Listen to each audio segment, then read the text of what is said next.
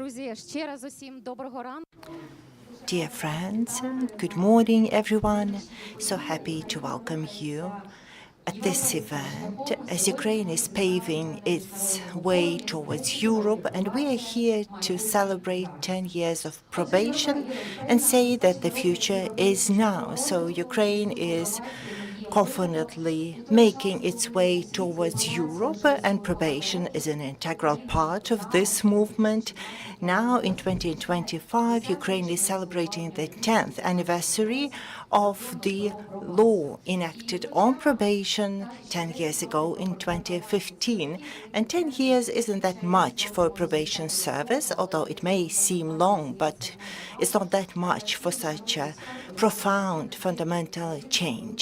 Yes, the international experts recognize the progress made by Ukraine and the milestones it had reached, and the advancement of the institutions and the progress of reform. Today we will take stock of the achievements, look at the intermediate results, and take a step closer to the future. Thank you for your commitment. Thank you for your dedication. You are the people who've made this reform happen in the last 10 years. So let's give you and all of us a round of applause. Today, as part of the open dialogue between the government, the judiciary, the international organizations, civil society organization, we will take stock of 10 years of probation in Ukraine, the reform of the penitentiary system, and mark the next steps to bring it even closer to international standards. The reform shall succeed on one condition, and a Dutch guest told us that the reform will be successful just with one precondition. Ukraine has to win. It has to prevail in this war, and we know this is the only way forward. We know the enormous price our country is paying to make the reform happen, to chart our way towards future, and just to get together for the forum. Let us now honor the memory of all the fallen in the Russian-Ukrainian war. Please rise.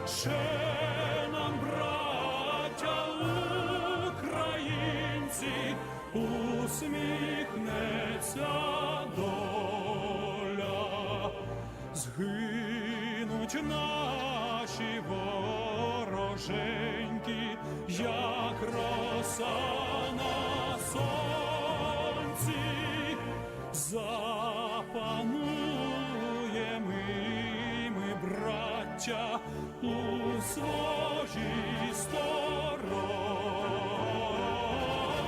Душу й тіло ми положим за нашу свободу і покажем, що ми браття козацького роду. Душу й тіло ми положим за нашу свободу і покажем, що ми браття козацького роду. Слава Україні! Героям слава! Дякую. Thank you, dear friends. We played the anthem of Ukraine and inaugurated the forum. Therefore, I need to make some logistical announcements now. Well, if the air raid alarm should sound, Since we are in the capital, we need to proceed from the shelter. And let me remind you that the languages to be used at the forum are English and Ukrainian. And if you need the headset for interpretation, please let us know by raising your hand, and our assistants will deliver the headset if you haven't got hold of one. Which is Ukrainian and English. If you still need a headset for simultaneous interpretation and translation, please raise your hand and you'll be given a headset. Нам тут буде потрібно, я бачила одну руку зараз. I've seen one hand, two hands. Let's do it right now and get it over and done with. Please raise your hand if you need a headset. So we need 6 or 7 devices.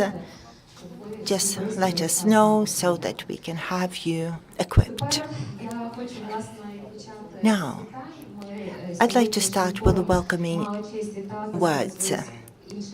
We have the honor of having Vice Prime Minister for European and Euro-Atlantic integration of Ukraine, the Minister of Justice, Olha Stefanishina, but unfortunately she is now on an important mission abroad, and we will hear her video address. And meanwhile, let me welcome our dignitaries on stage. I would like to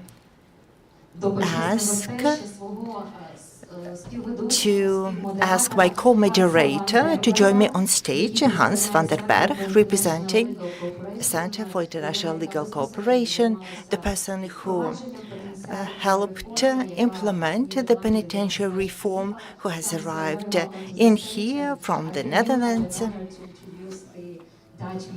To the stage. Thank you very much. Please, I would like to welcome you all to this memorandous occasion of the 10th anniversary of the probation service, and I look very much forward to the great discussions that we're going to have today and reflect on the achievements that we have so far achieved together with many international organizations and the Center of Probation, of course. As the first speaker, we would like to welcome to the stage Alle Dorhout to please take a seat for his address in a moment. We'll invite all our speakers and then we'll start our opening remarks. Сьогодні на заході присутні також Сергій. With us, we have Serhiy Ioannishaso, the chairman of the Committee on Law Enforcement of the Verkhovna Rada of Ukraine. I would also like to invite Valery Bozhik, who is the deputy chairman of the Committee of the Verkhovna Rada for Legal Policy. With us, we have Victoria Litvinova, who is deputy general prosecutor of Ukraine. And we are also joined by some other guests, and I would like Hans to introduce them. We also will welcome online Mr. Johan Bak from the Dutch Probation Service. I think we maybe need one more chair here, so we can both of us. Виглядає, нам знадобиться ще одне крісло, але ми... So let's watch the address from Olha Stefanishina, who unfortunately couldn't join us today, but sends her online greetings to the forum participants. Dear participants of the forum dedicated to the 10-year anniversary of probation in Ukraine, the forum organized and implemented by the team of the Ministry of Justice, as well as the probation policy implemented by the Ministry of Justice. Indeed, over this decade, the system of probation has walked a difficult road, starting with implementation of an innovative mechanism of introducing non-custodial sentences to strengthening the system, which has evolved into a modern European institution consistent with the high international standards recognized by the international partners and monitors. The probation system these days promotes the reintegration of the offenders into the society, improves public safety. The probation in our country has become an effective instrument for justice. Justice which is felt by the offender and the justice which is seen by the public. We know how important this institution is for every Ukrainian and for the Ukrainian society overall. I would like to highlight the commitment and dedication of the international experts, practitioners, organizations that have helped us walk this road towards a fair, just, and transparent criminal justice system. Your expertise and your support are critical today, and thank you for being with us all the while, especially with the beginning of the full-scale invasion, and even more importantly, with the beginning of the accession process of Ukraine into the EU. And here I would like to underscore that the development of probation is an integral part of our Euro integration path, an integral democratic institute for the operation of our country. We will continue implementing European practices as a country member state of the EU. So continued reform is reflected in the roadmap of rule of law introduced to the European Commission as a prerequisite for opening the negotiations on accession. And also I would need to highlight the important role played by the Ukrainian Parliament, the parliamentary committees, the member of parliaments who made legal amendments to strengthen and enhance the effectiveness of the policies implemented by the Ministry of Justice in probation. Speaking of the future, we know that we have strong legal regulation, we have professional acceptance of the judges passing those sentences. We have a system which has effectively exercised these sentences as part of the Ministry of Justice, but this hasn't become a prevalent practice, and we will work to make that happen. This is why we are holding the forum today, looking forward to a very active discussion on how we can promote this non-custodial sentence as a way to administer justice and protect the interests of our citizens. Looking forward to interesting discussion and inspiration for new ideas and projects. Thank you so much, Olga. This was Olga Stefanishyna, the Vice Prime Minister, who joined us online. Thank you for your welcoming address and house. Please introduce the next speaker. We are joined by His Excellency, the Ambassador of the Netherlands, Mr. Alle Doorhout, and we are very happy that you have joined us here today, as the Netherlands is an important partner for the Center of Probation through several different projects that we have been able, as the Center of International Legal Cooperation, but also other international organizations, to implement on behalf of the Dutch government here in Ukraine to support the Center of Probation. And I would like to give the floor to you, Your Excellency.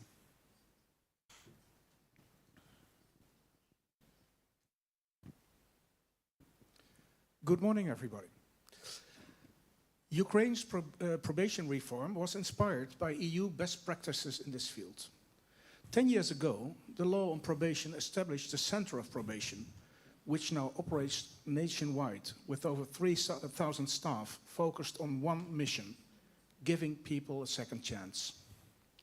The Netherlands has supported Ukraine's probation efforts from the beginning. In 2017, responding to a request from Ukraine's Ministry of Justice, we launched a MATRA-funded project, Probation and Alternative Sanctions, to make probation in Ukraine operational. This was implemented by the Dutch Center for International Legal Cooperation and the Netherlands Helsinki Committee. Under the current MATRA project, Restoring Dignity and Justice in Ukraine, we continue to build peer-to-peer partnerships in the probation system. Dutch experts work with Ukrainian probation officers, mentors, as well as prosecutors and judges to promote alternative sanctions and modern practices across the whole justice chain. The Netherlands firmly believes there can be no sustainable peace without justice and accountability. That's why we support Ukraine in its fight for sovereignty and in its pursuit of justice. We also understand the complexities of a probation system during wartime and in the transitional justice period. Ukraine is now facing these challenges as veterans are becoming victims, witnesses, or even sometimes perpetrators. That is why we are now exploring a follow-up project with the Silk explicitly focused on veterans, ensuring they are treated with respect and that the justice system is equipped to respond adequately. We believe that Ukraine's Center of Probation has achieved remarkable progress in just 10 years. We are proud of our partnership and inspired to keep building it together in the years ahead. I wish everyone a very productive discussion today, and thank you for your attention. Thank you very much, Mr. Ambassador.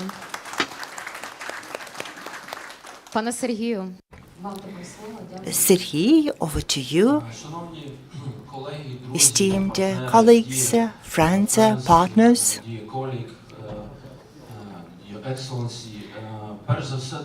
Your Excellency, I'd like to start by expressing my heartfelt gratitude for the invitation. It is an honor for me to speak before you on this pertinent topic. It's vital for the Ukrainian system of justice and for the penitentiary system. This is not just a novel of executing sentences, it's a step towards humane and effective justice consistent with the best international and European practices.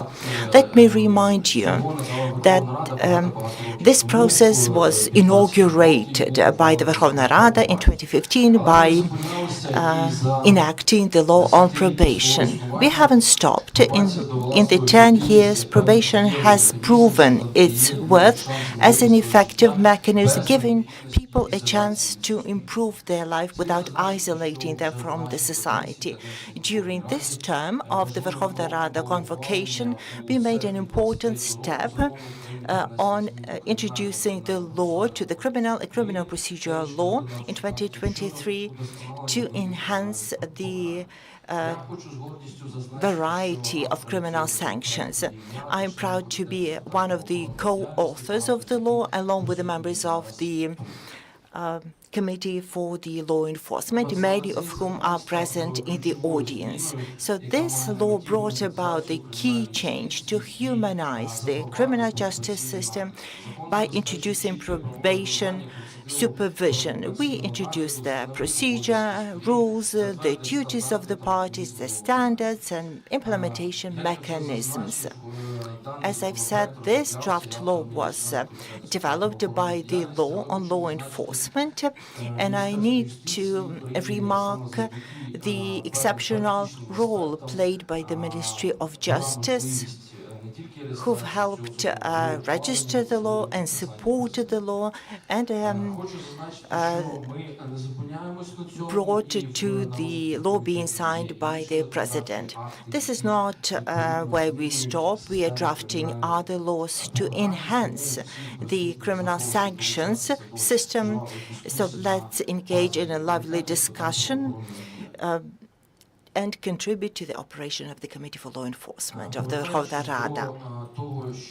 Revisiting the innovations introduced by this law, I would like to say that probation is not just an alternative to incarceration. Instead, it is an investment into a European and humane future of our country. We don't just punish, but we seek to reform the offenders, as this is the ultimate goal of any sentence. And I would like to thank, on behalf of the Verkhovna Rada, for the support to the Center for International Legal Cooperation. Your support is unwavering in these very hard times as we resist the full-scale invasion and implement key reforms to build a strong European country of the rule of law.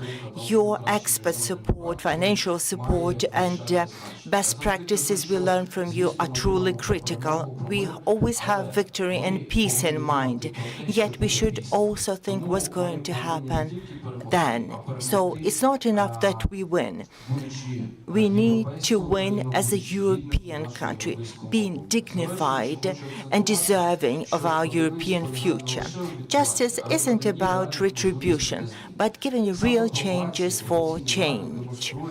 Probation has demonstrated the effective correlation between the humane approach and legal regulation, how we can change lives and how we can contribute to social progress. Glory to Ukraine, glory to our heroes. This was Sergei Ionushas, the chairman of the Committee for Law Enforcement of the Verkhovna Rada. And now I would like to give the floor to his colleague for the parliament, Valery Bozhik, who chairs the Committee of the Verkhovna Rada for Legal Policy. Esteemed organizers, esteemed participants, dear colleagues, dear friends.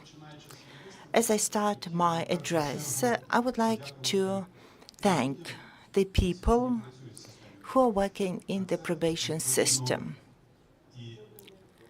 And that is the Ministry of Justice, its section in charge of this topic, and more so the officers of probation.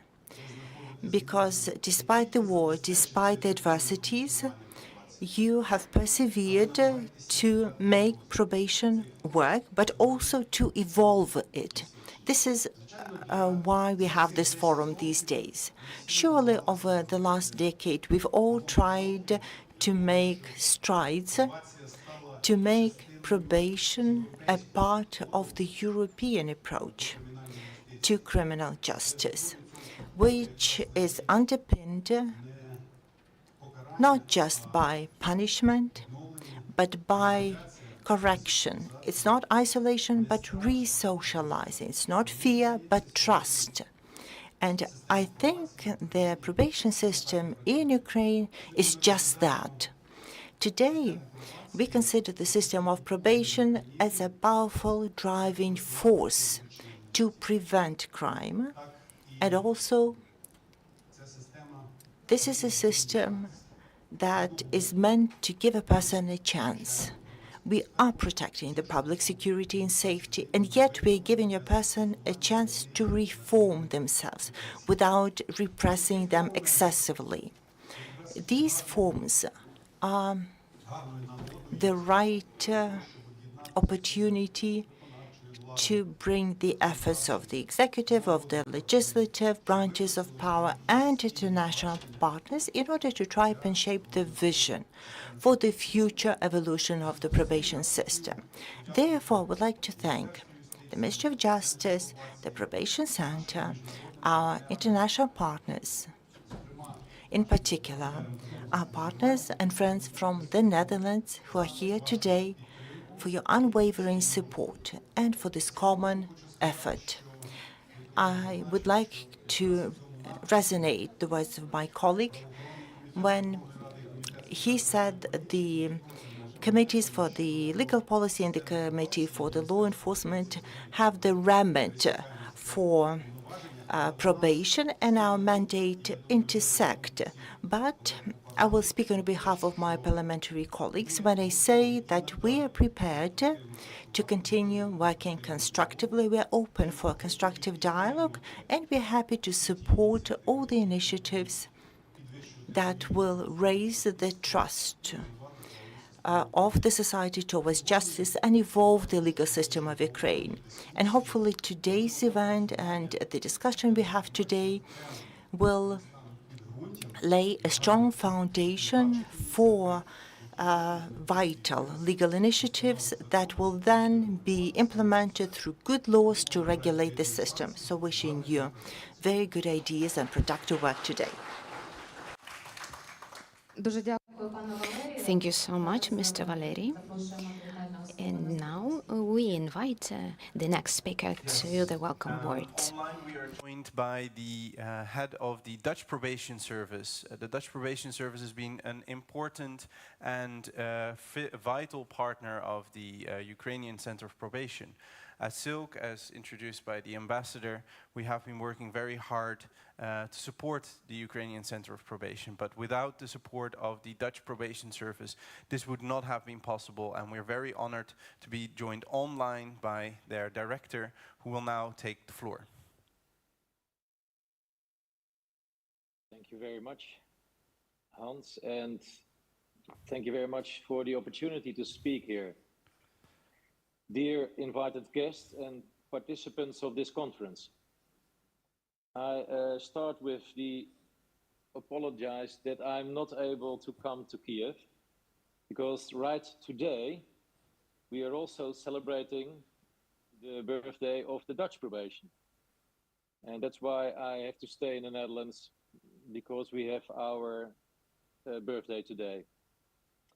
But let me start by expressing my sincere gratitude for the opportunity to speak to you this morning. Today you mark a very special moment for your organization, for your country, and for all your probation workers. And as a fellow probation colleague, I congratulate you on your 10th anniversary.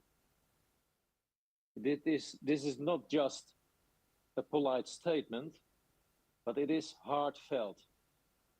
I speak to you on behalf of all my Dutch colleagues in the probation service.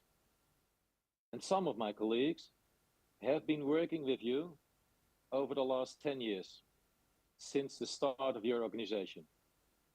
And we are privileged to witness your impressive growth into the professional organization you are today. This period of building probation work is all the more impressive when we consider the challenges you have faced and are still facing every day. In spite of the daily threats and dangers, the people from the probation service are motivated and eager to move forward. We, as a Dutch probation, admire you.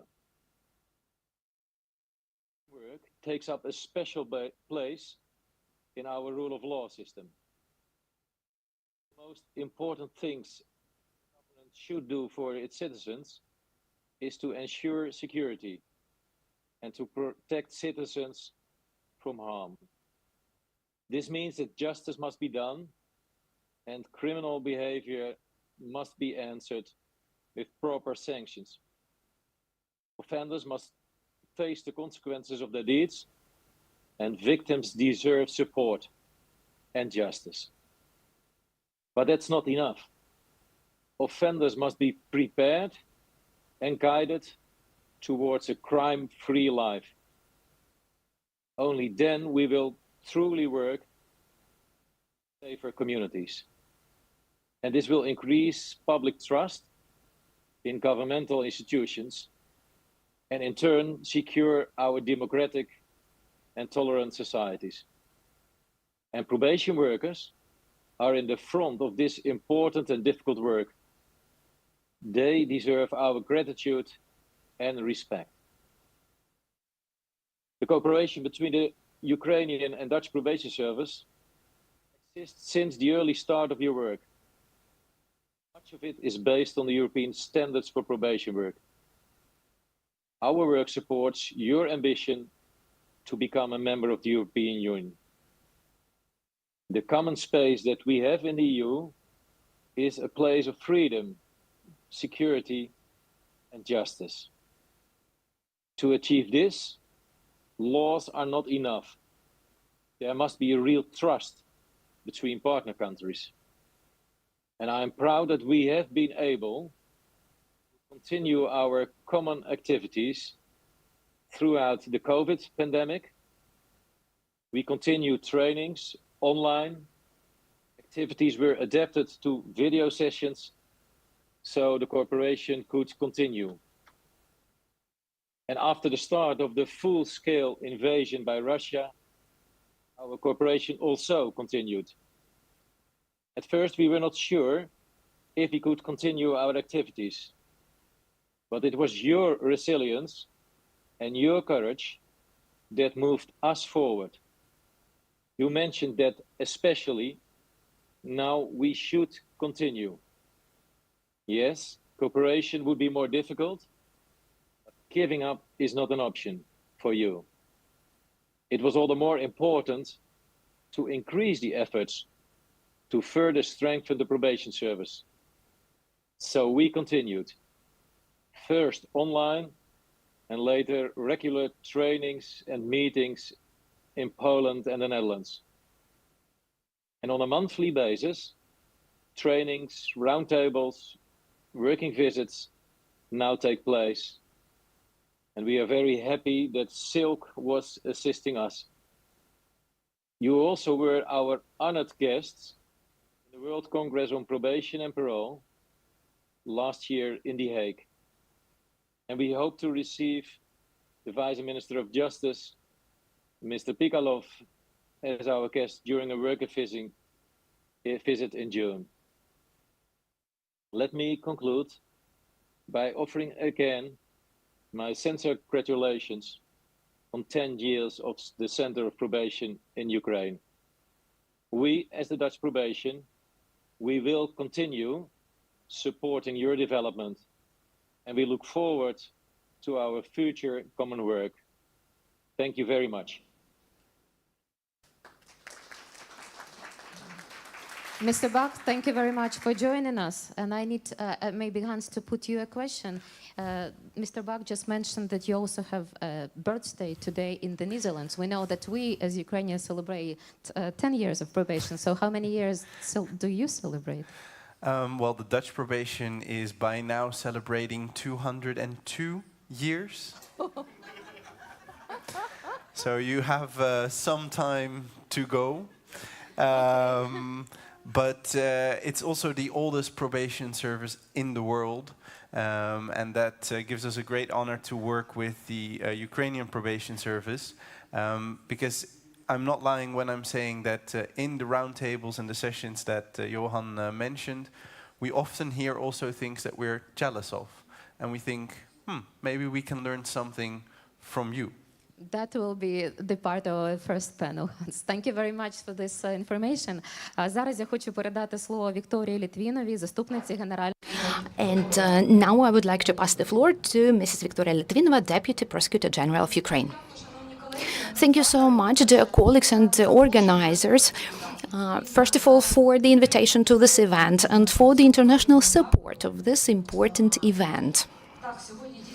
Yes, today we are celebrating indeed the 10th anniversary and the enactment of the law of Ukraine on probation. And indeed, the probation has transformed from the new body, so-called, to the stable and active institution. So we, the prosecutors' bodies, indeed execute the oversight of a probation. So we have noticed the progress which has been done.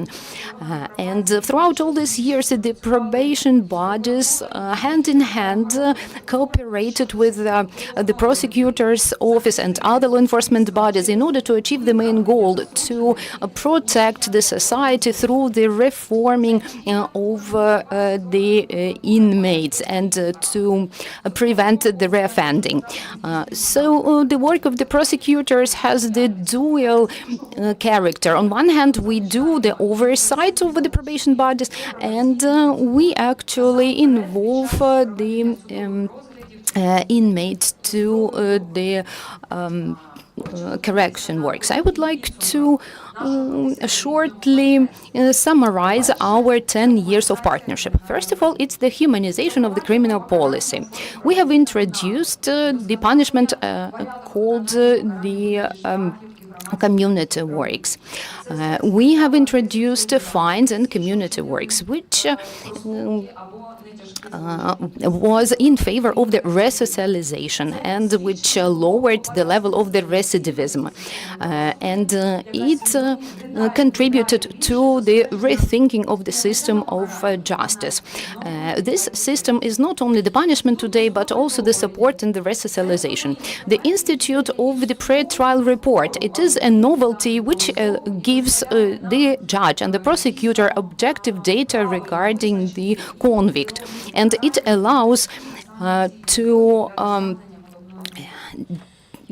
pick the just punishment. Unified methodology of the risk assessment.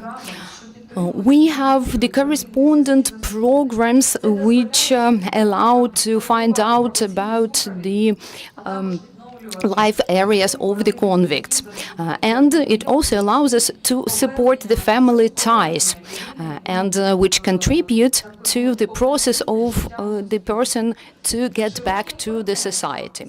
Broad partnership. It is also a great achievement for us, since the probation bodies cooperate with the police authorities, with the local self-government, and with the CSOs in order to develop their institution and in order to execute their functions the best way. I have to also highlight the modern offices of the probation. Indeed, even with the limited financiation, their offices become more and more people-oriented and inclusive, which is also very important, and I have to highlight this progress.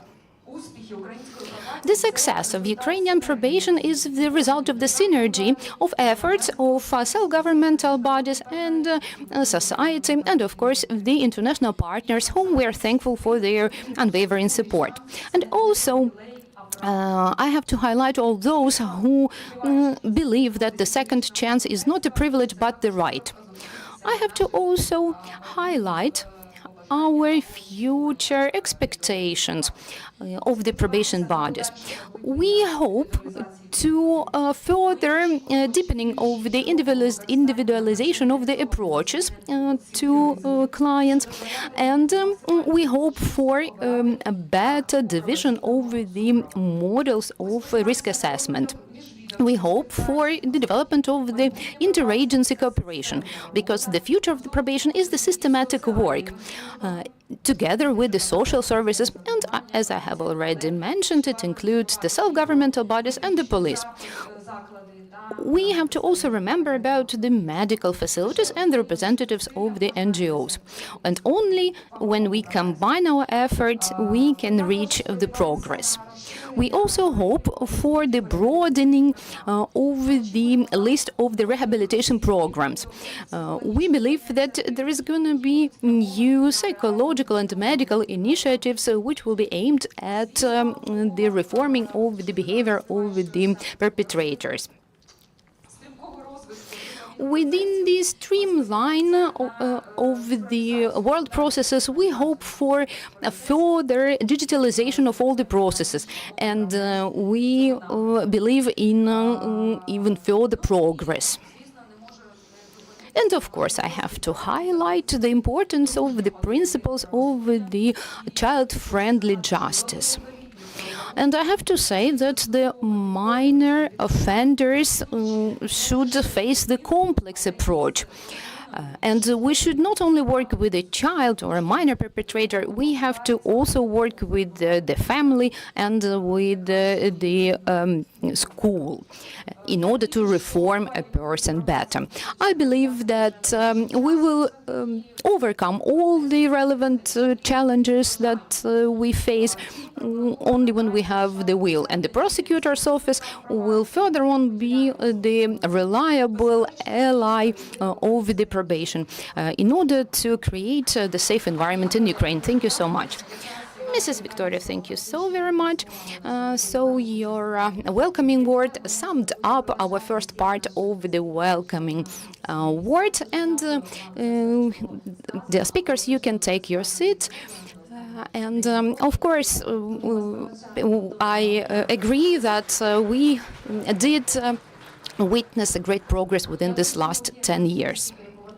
While our speakers are taking their seats, I have to say that today's event is done with the help of the Ministry of Ukraine the Ministry of Foreign Affairs of the Kingdom of the Netherlands, the Ministry of Justice and Security of the Kingdom of the Netherlands, and the Dutch Center for International Legal Cooperation within the framework of the project Fair, Transparent and Accountable Criminal Justice System of Ukraine.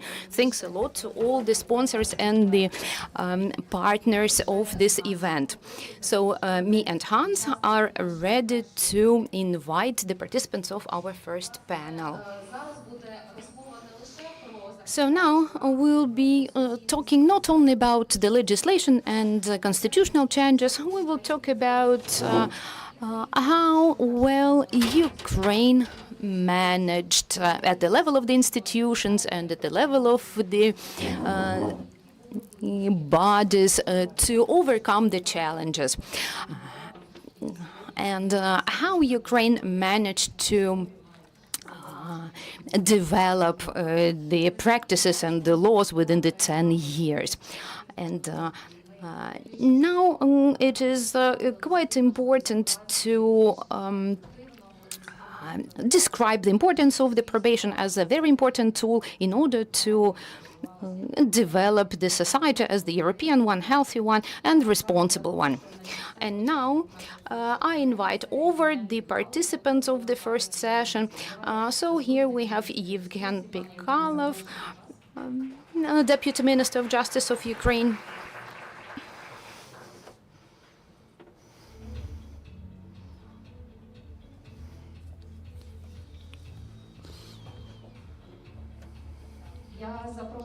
I'm inviting over Margarita Sokorenko, Commissioner for the European Court of Human Rights in Ukraine. Mrs. Margarita.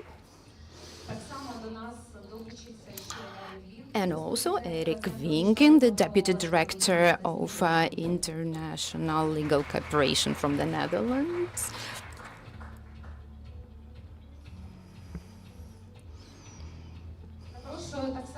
I'm also inviting Juliana Carbonaro, the Vice President of Confederation of European Probation. She will join online, but please remember that she is here with us. Mrs. Juliana, I hope that you can hear us. Welcome to our panel. I'm also inviting Oksana Tsimbrivska, the Project Manager of the European Union Project Pravo Justice.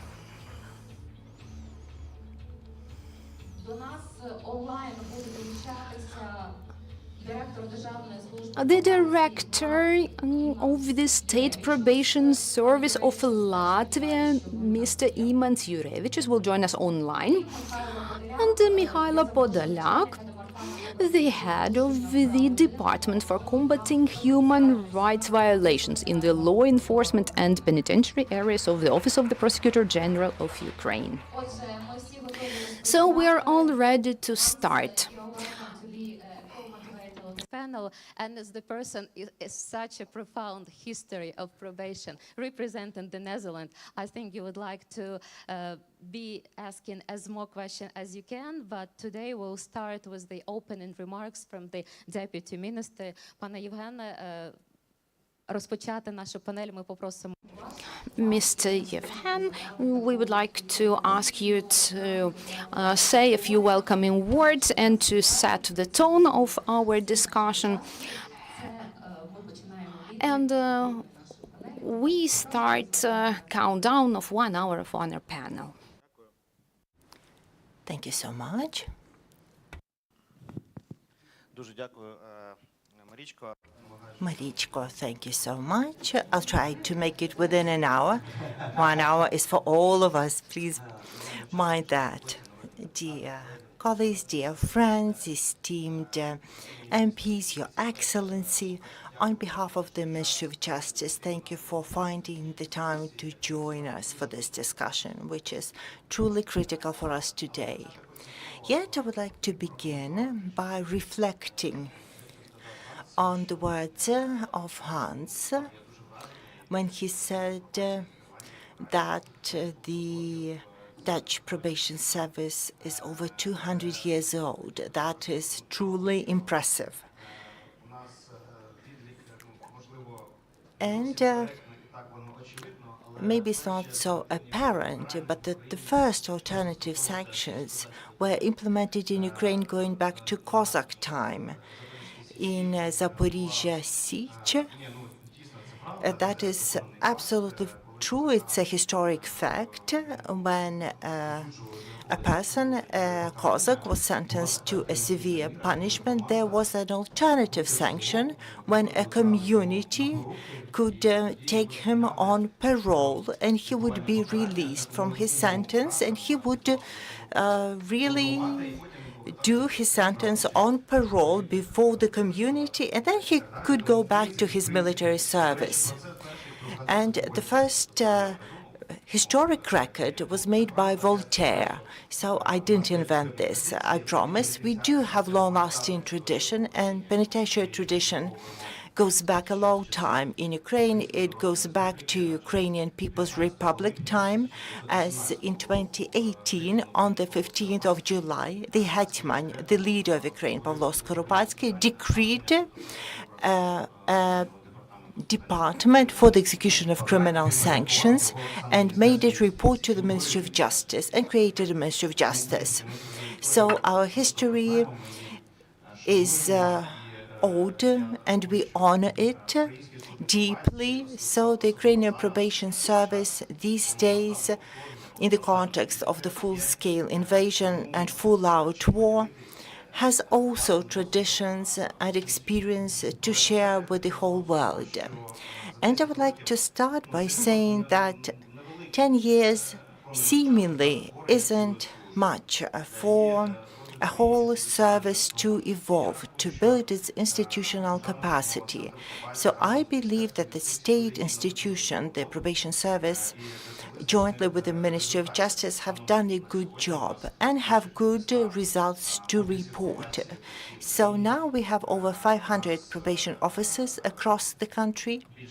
We've got 220 million hryvnias of the fines for criminal offenses that we had collected, and we've saved about 30 million hryvnia for the national budget by executing alternative sentences such as community labor.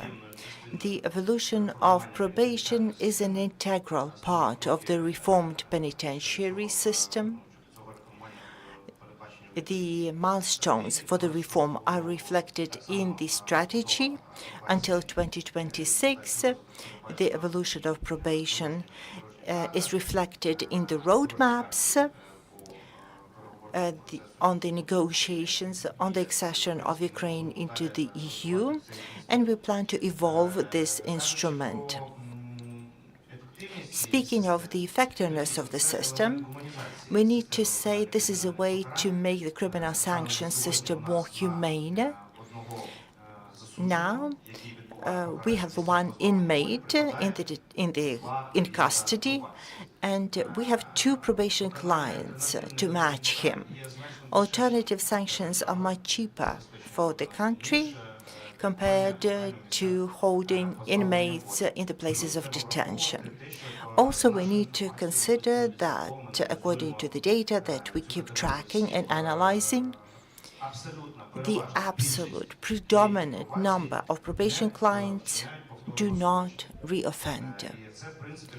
And this is a recognition of the effectiveness of the probation center.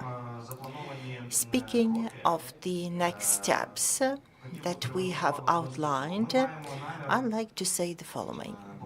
We are planning to promote, and I will seek the support of our colleagues from the Office of the Prosecutor General, as they are our key partners, and the prosecutors are those charging defendants in a court of law, demanding fair punishment for the defendants. So we plan to promote community service as a sentence. This is the most prevalent criminal sanctions in the world that is non-custodial. Currently, the net weight of these sentences is at 7%. Why am I advocating community labor? because if the offenders do community labor in their territorial community, helps to re-socialize, correct them, and restore them to life. It's a very common kind of sentence. Also, we are planning to introduce paid services at probation, which would allow the probation clients, the offenders who have to do community labor, to do work at the communally owned enterprises, therefore complete their sentence by cleaning public spaces, helping improve cemeteries, and doing other social beneficial works, but also doing work at businesses. And the clients will pay market value for their services, and the money will be channeled toward a designated bank account of the probation service. This will be a significant savings of the budgetary institution, and it will make the probation self-sufficient, help it develop, and this will also replenish the state budget. The document is now being drafted at the Ministry of Justice, and hopefully this initiative will be supported. So we hope to promote the use of this sanction. The next area that we are planning and evolving with the support of our international partners is developing special correction programs for designated individuals. And here I have our defenders, our veterans in mind. Unfortunately, the number of probation clients keeps growing with the breakout of war, and therefore we are working to develop special corrective programs, particularly for the veterans. We do enjoy the international support. There is global expertise with the Ministry of Justice and the Department for the Execution of Punishments. We created a consultative council which has a designated working group that is working to re-socialize the veterans, and we are bringing in the academics, the military veterans.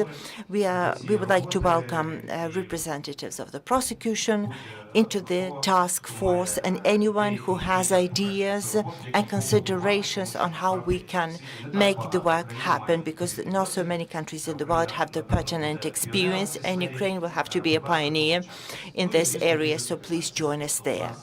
And digitalization. This is a cross-cutting theme. It applies to all areas of life, and probation is no exception. We are working with our colleagues from the EU Pravo Justice to develop an application, e-probation, which will help us transparently trace the execution of non-custodial sentences. It will help us minimize the risks, which is just as important, and which will make the process very convenient for the people. I'd like also to take this opportunity to express our gratitude on behalf of Ukrainian Ministry of Justice on probation to our colleagues, partners from the Netherlands, to the Dutch Embassy, the Dutch government. We thank you for your support. It's essential, especially during war period.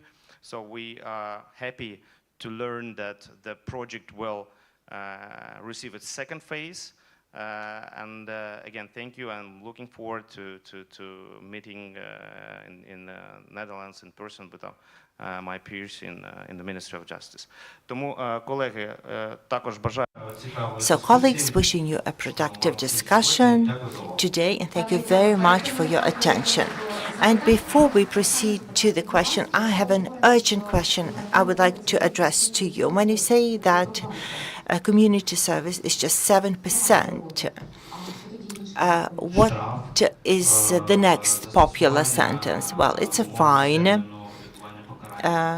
parole, corrective labor, and others. Apart from the prisons, the classical penitentiary institution, there is a variety of sanctions. Well, Mr. Pikalov, every time that I meet with your colleagues or meet with you, I learn something new about probation in Ukraine, and I will definitely go back to the Netherlands and tell my colleagues there that actually they're not the oldest probation service, and that it's all the way goes back to the Cossack time, where community service was first introduced. So here we have another thing to be jealous of. Building on what you mentioned, the humane approach, and I personally think that's a great contribution that the probation service can do in its work. I wanted to ask to our panelists, and maybe we can start with with you, Mrs. Sokorenko, to reflect on how the probation or the developments in probation here in Ukraine have moved towards a more humane approach in dealing with convicts. Thank you very much. Доброго дня, колеги. Thank you, dear colleagues. Thank you, the participants of this forum. Thank you for the opportunity to join you today for this discussion. Also, I'm joining the welcoming address, congratulating you on the decade of achievement. So when we discuss this question, we have to remember the commitments we have undertaken as a country through international treaties and agreements, and we are the signatories of a number of international treaties and agreements. We are a member of the Council of Europe.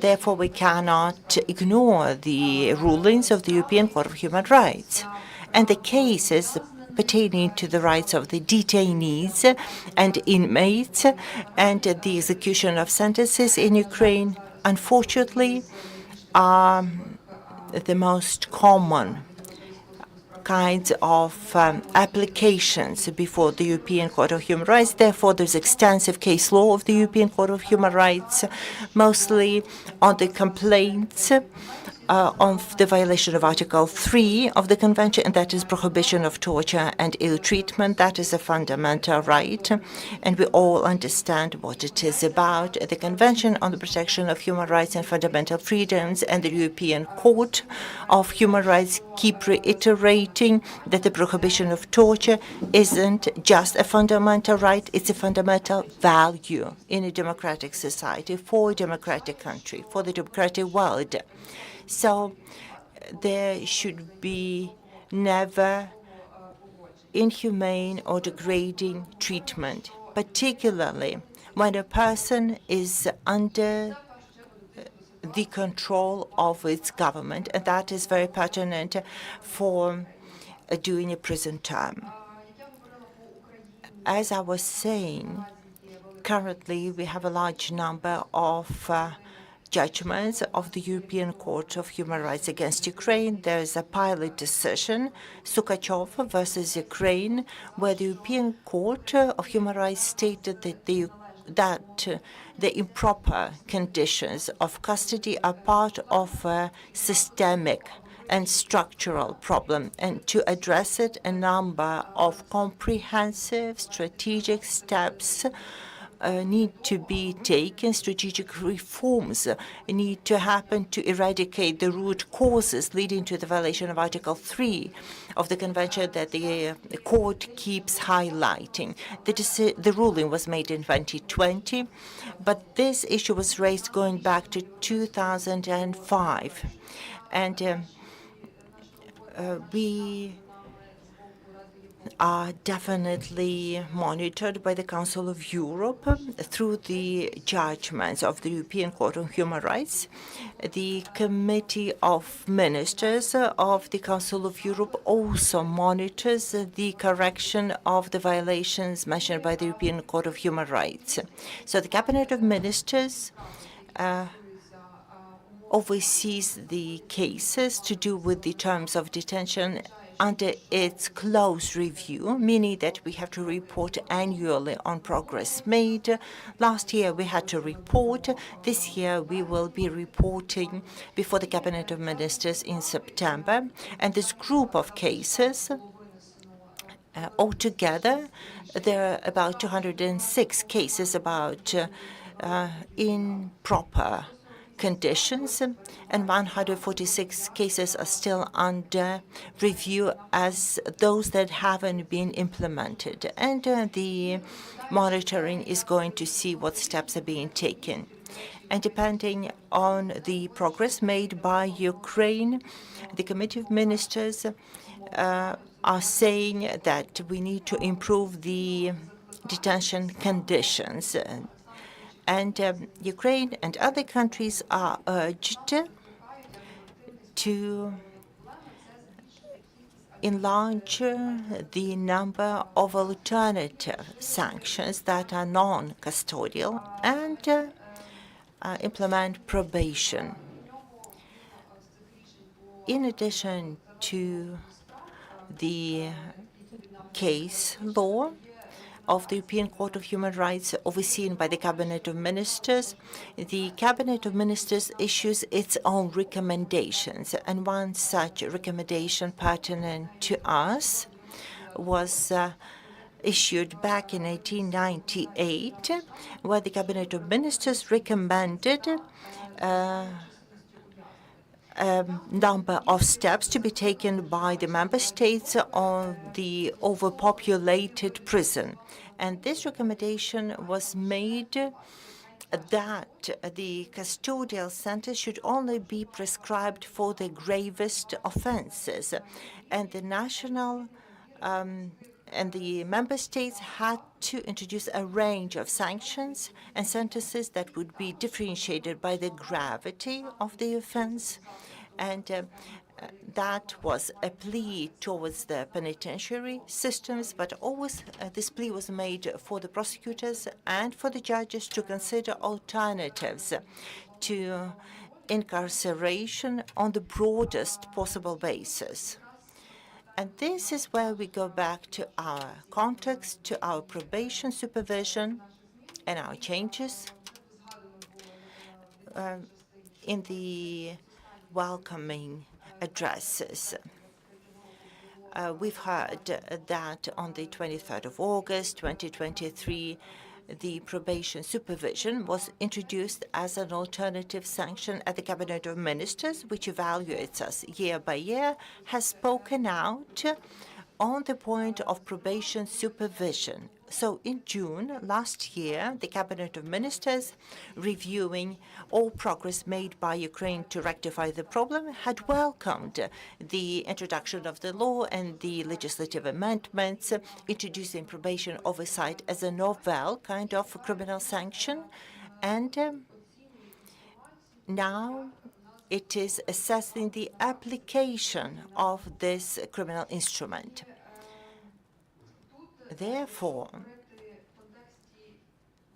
speaking of the execution of judgments of European Court of Human Rights and the efforts undertaken by Ukraine and the criminal sentence enforcement system and the colleagues from the probation supervision, the evolution of the case law and probation are the specific steps that Ukraine is taking and should be taking, which is recognized and welcomed by the Cabinet of Ministers of the Council of Europe, to improve the problem of improper conditions of detention. And it is not only aiming to reduce the prison populations, but also because the alternative sanctions alternative to incarceration will lessen the burden on this system of criminal judgments, which is very important in this context. So, to conclude, I would like to remind you that we see the progress made domestically, but this progress is also recognized by our international partners and our partners at the Council of Europe. And I would like to urge all of us to become a forum for ideas on the next steps we can take together to improve the rights of the detainees, the probation supervision, and honoring our commitments before the international partners. Thank you, Marhar. if I may ask you a question. Відбувається в такому вигляді, May I ask you a question? Do you believe probation, the way it exists in Ukraine, could reduce the number of applications to the European Court of Human Rights, in particular under Article 3 that you had mentioned earlier of the Convention? There's Article 5 as well, particularly considering the call of the society to pass more severe sentences. So can two requests coexist? Вони, да. Well, yes, we do have this request in order to strengthen the punishment, but at the same time, we do not have to use the incarceration in all the cases, because it is the exclusive sanction when we're talking about grave crimes. When the crime which was committed requires to isolate a person from the society in order to work with the person, in order to reform that person. So the punishment is not only to punish a person, it has to have a next goal to reform a person and not just to additionally traumatize. The punishment should have a different goal. And that is why, in general, the probation as a punishment proved to improve the indicators. We are talking about before the wartime, and the probation was positively evaluated by the Cabinet of Ministers. And the European Court of Human Rights actually is addressed by inmates. At the same time, there were no addresses to that court from the people who were undergoing probation. That is why I think that it's a positive indicator. I always say that the main task for us should be not to mitigate the amount of complaints to the ECHR, but to reform the situation on our national level. And then the decrease in the number of the complaints to the international institutions should be just the additional positive result. And of course, we will just be happy to have such a result in the future. Thank you. It's very nice how you highlight the humane approach and also the importance of the resocialization and reintegration. If we look at the history of the Dutch probation service, the basic starting point was that they were dissatisfied with the punishment and said, well, when people leave prison, they need to have a way to find their way in society again, to prevent them from redoing crimes. Eric, you've looked at several countries over the past 30 years that you've worked at Silk in all kinds of different ways.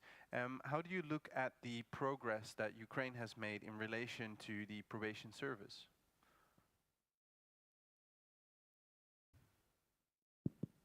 Thank you very much, Hans, for the question.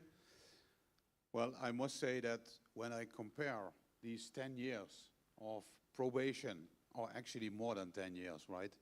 A couple of centuries. Yes. No, but when I look what happened here in the last 10 years, the results are very impressive.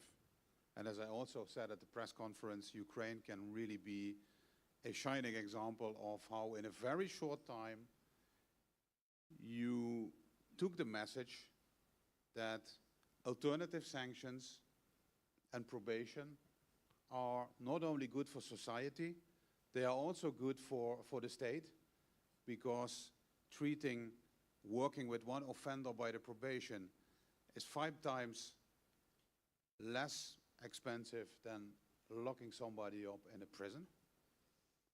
It has also been said that the level of potential recidivism is much lower when somebody is undergoing a program by the probation.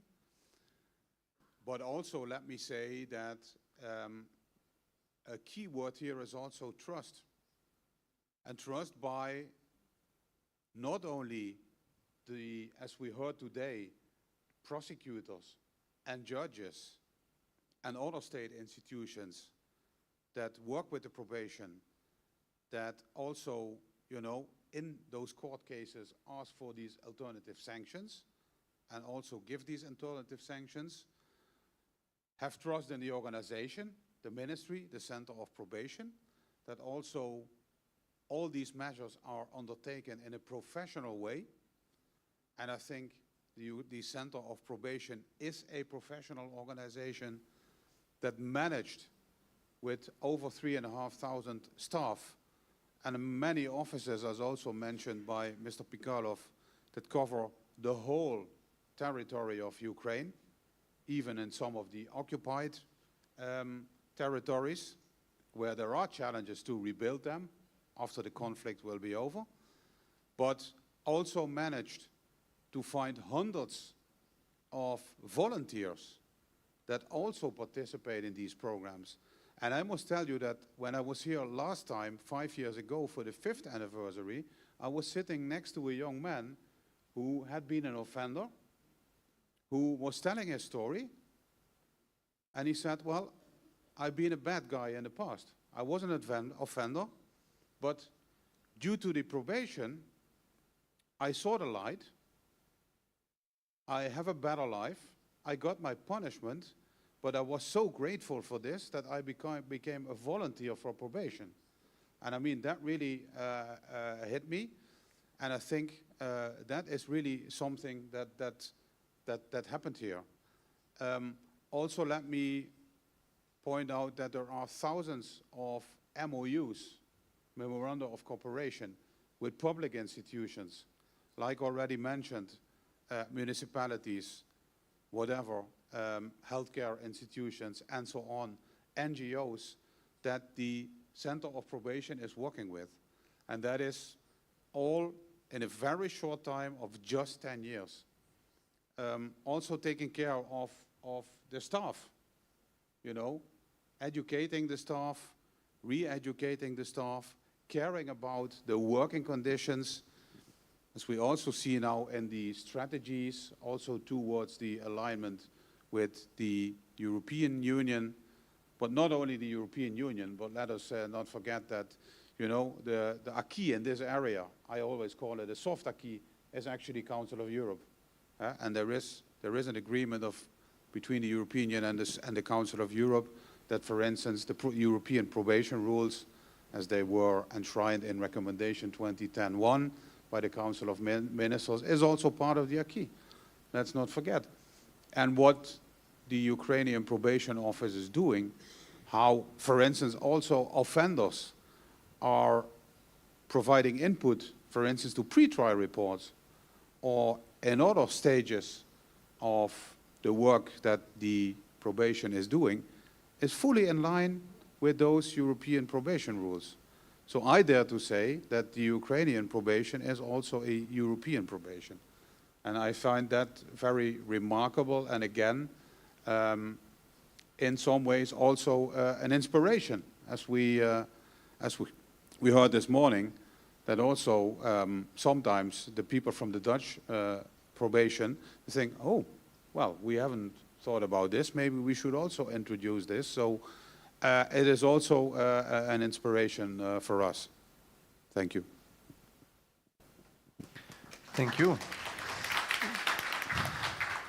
Do you mean that you heard this from Hans, people from the Dutch probation, about what we can learn from the Ukrainian probation? You meant him? No, not only. No, not Hans. Not only from Hans, also from the staff of Reclassering Nederland, the Dutch probation office, that have been working with the colleagues from the Center of Probation now over these 10 years, that are conducting meetings for the time being in Krakow mostly, but they always come back with enthusiastic stories, and you know, new insights that you think, well, we haven't thought about this. Maybe it would be good to also discuss this in the Netherlands. So I hear it from that peer-to-peer cooperation. Yeah, thank you very much for so many compliments for Ukrainian probation. But still, if I would ask you, what is the biggest challenge at this point, or the biggest problem, or the obstacle, what 1 or 2 or 3 points would you choose? Well, of course, there are challenges that are related, first of all, to the conflict. And as already mentioned also by Mr. Pikarov, the issue of how can we reintegrate after the conflict veterans into society? Veterans that might be, you know, victims, witnesses, and sometimes also perpetrators.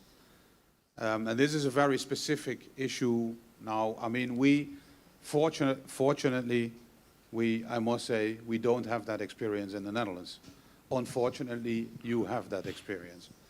But we are already trying to look at ways how we can support Ukraine in this by also bringing in experiences from countries that went to a conflict and that had to deal with veterans. So that veteran issue is a specific issue which deserves a lot of attention in the years to come. But not only veterans, I think also how do you deal with collaborators? Yeah, I'm not speaking about, you know, big war criminals or whatever, but people in the society that for whatever opportunistic reasons thought, oh, I will take the side of the enemy or whatever. That will also be a challenge, how to deal with that. But we had a discussion with that also in February, and I already heard a lot of good examples on how the Center of Probation in some of the regional probation offices already dealing with that. Then, of course, the digitalization is a challenge. That is a challenge everywhere. It's also in Dutch society and in Dutch public institutions. Digitalization is a challenge. But also the further development of the community service.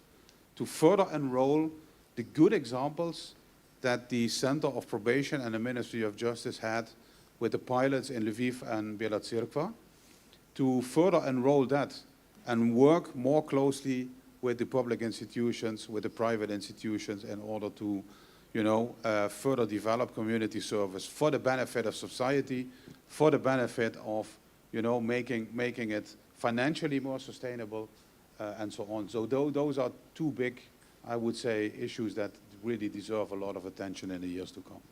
Thank you. Thank you.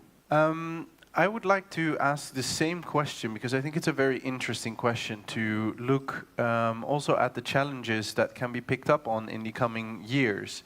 Of course, there's been many achievements, but we also want to learn and look at what the future has to offer us in terms of development. And perhaps Mrs.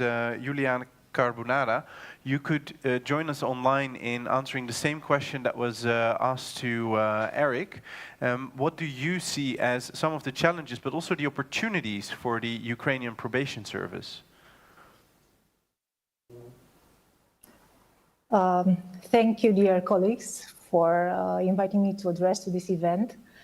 Allow me, before responding to your question, just to congratulate for this important anniversary. Yeah, this is a very important benchmark, 10 years. And in order to be here requires a lot of effort you have made in all these years. So I want to use this opportunity to congratulate you for your dedication, your resilience, and outstanding the benefit of the society and your citizens. And I would like to have these congratulations both in my capacity in the Probation Service, especially from our Director General, Ms. Evelina Wesley, but also from our CEP organization, from the Confederation of European Probation. We have very close ties, not only because we are close from a geographical point of view, but we know each other from many years. And I have been privileged to see the progress of the Ukrainian Probation Service just from the inception. And it's like attending the baby shower party, and now you see that it's going to school and is having some success. And in case you need that, we will be able to hold your hand. But going back to your question about the challenges, I guess we can analyze the challenges at the European level, because in the last, let's say, 20 years, at the European level, we had invested the whole energies to promote the alternatives to custody, the probation. But we have passed that stage to explain to politicians, to explain to the authorities, to explain to the society our raison d'être, yeah, all the reasons to exist, yeah.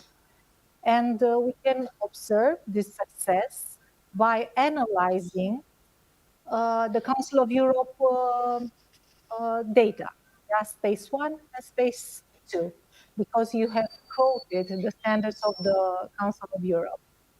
And if we analyze this data, we can see the big impact all the probation services in Europe have made for their countries. We can look to the Netherlands, we can look to Romania, we can look to Latvia, just to pick from the speakers from the agenda. But of course, if we look to Ukraine, we can see that the prison rate 20 years ago was over 300. Yeah, and now is almost half. So it was a lot of effort invested here. So I would say that the nowadays challenges for Ukraine, but also for other European probation services, is to deal and to manage big numbers, the so-called probation inflation or probation overcrowding, because we are dealing with many people in our supervision. So my main message will be not to lose sight of quality. And quality probation is very hard to keep, to achieve first, and after that to preserve when we are dealing with big numbers. And especially when you are operating in exceptional circumstances, as you are doing in your country, this will add another layer of challenges. So do not lose sight of quality.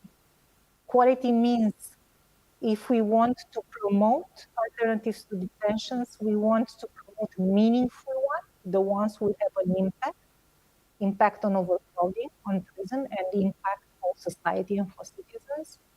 If we want to support the judicial authorities, quality means that the judiciaries are happy about our work. We need to be mindful about victim perception, society perception.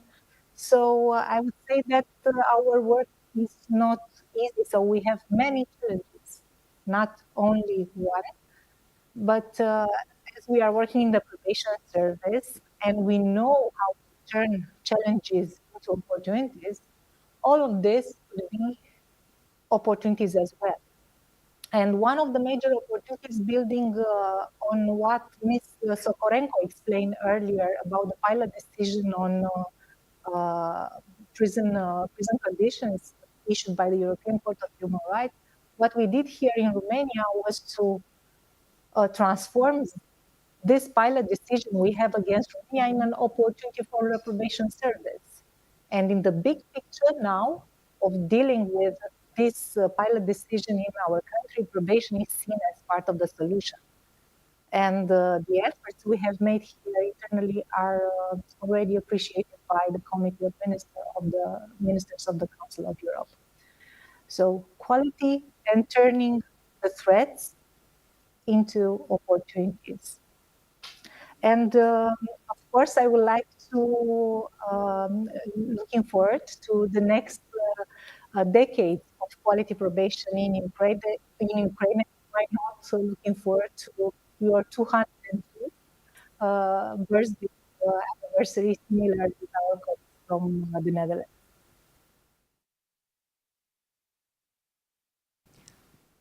Дуже вам дякуємо, пані Юліана. Thank you very much for joining us. Зараз я хочу звернутися до пані Юліани.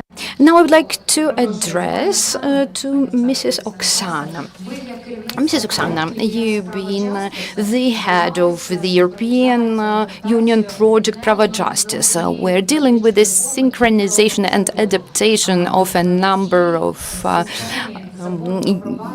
different laws. So in this regard, the law on probation, how difficult it was or how easy it was than other laws?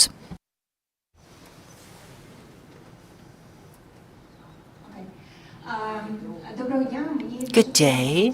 It's a pleasure, truly, for me to be amongst you, and I would like to join the people celebrating this event. I would like to celebrate it with the people working in the probation service, but also with the entire Ukrainian society. I think it's a major achievement for all of us. This is a special date for me too, and let me share why. In 2012, I was a member of a team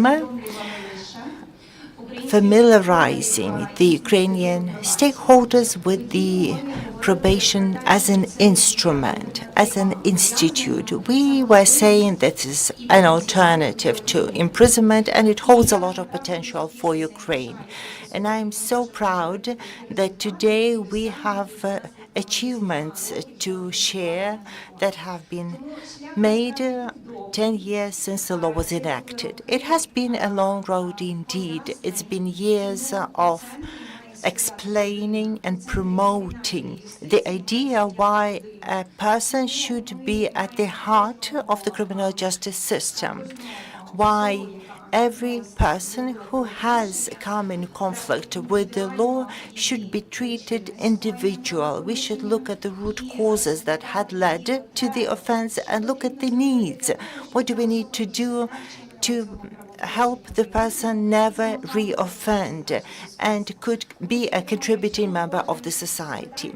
If all of us ask ourselves the question, if a friend, someone we love, someone we know commits an offense, you would definitely like to reintegrate this person back into the society and not to see them punished and isolated. That's my first point. Secondly, I would like to say that probation is about giving a chance to become a contributing member of the society, recognizing human dignity of every individual who gets the second chance. And this is first and foremost about making Ukraine closer in standards and closer in spirit and values to the European Union. We need to know that the integration with the EU is about harmonizing our laws with the European laws, and we are working very actively to make that happen jointly with the Ministry of Justice. But let us not overlook the values, because the EU is resting on the foundation of the respect for human dignity. And by implementing this law, we are honoring human dignity. And this is a great achievement that we have the right to be proud of. The European Union very consistently over the 10 years of the law in action has been supporting the Probation Center, the Ministry of Justice, in particular through the Prava Justice project. We have helped develop the risk assessment and needs instrument. We are working on digitalization tools. We are working on re-socializing program. We are helping train the probation officers. But importantly, for me personally, is that we are working with the probation to shape the vision for future probation with the person at its heart. And that needs to be recognized. And now I would like to go to the point made by Minister Pikalov on the roadmap for the rule of law. It was adopted last week by the Ukrainian government, and it is a crucial step for Ukraine that other member states may not have had so early on their road of accession to the EU. as today we have the strategic document enacted at the governmental level, which defines the vector for development, but also the mode for development. And this agenda has been set by Ukraine. And this is fantastic because we know what we need to do for probation, in probation, to raise it to the European standards that the EU is expecting of us. Still, we all know that 10 years is great, but there's still much work cut out for us. And when I say myself that we've laid a good start these 10 years, so for the next 10 years, I would like to see the system gaining institutional stability and sustainable development. We as partners will support you there, but also we need to aspire that the service becomes less reliant on external support. That is important because the Ukrainian government and society need to recognize the importance of probation, that it shouldn't be nurtured as an institute, but it should be an integral part of the justice system. And it's a crucial factor. We need to invest in people working in probation, and I'm happy to see the people I've been working with 15 years back who are still here. This speaks of the commitment of these people. And speaking of probation volunteers, that was started. We started with 30 volunteers, but now we have 380 volunteers, and the numbers speak for themselves.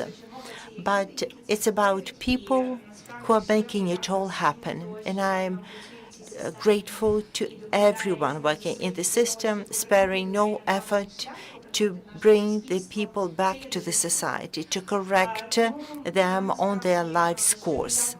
So I'm truly grateful to the Ministry of Justice, to the Probation Center for the 10 years of excellent collaboration, which is very special for me because of the values. This is not just technical work. It's about changing people's lives, and that is ever important.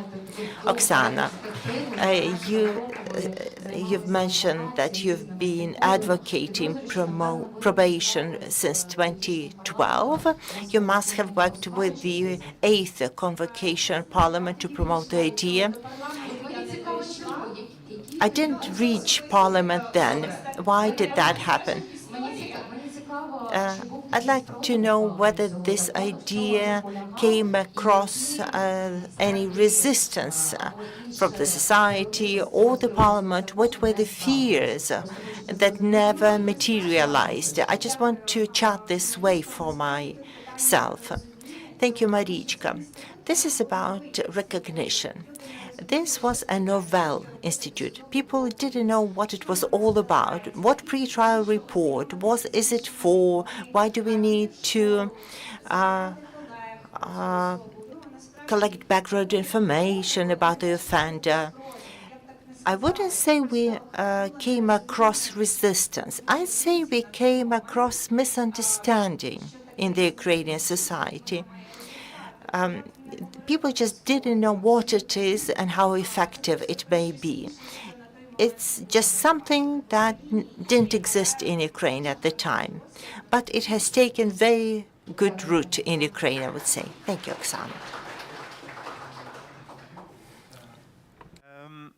I would like to put the question to Mr. Podolyak because in the Netherlands, the relationship between the probation and the prosecution is incredibly important. They give good insights into the state of play in relation to the client who is, well, arrested and who then the prosecutor needs to work with and see what kind of sentence they are going to demand.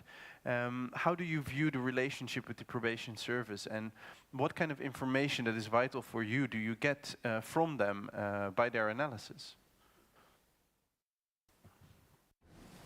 And perhaps also how that has changed the work in the past 10 years for you.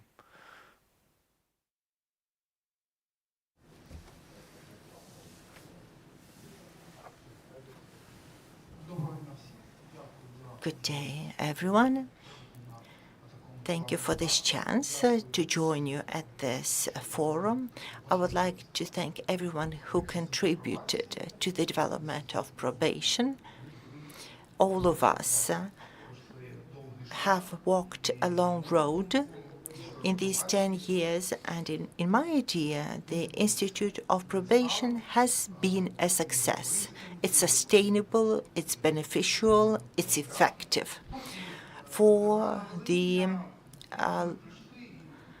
security and safety of our society. Let's look at the numbers to prove it. In 2010, the prison population in Ukraine was 150,000.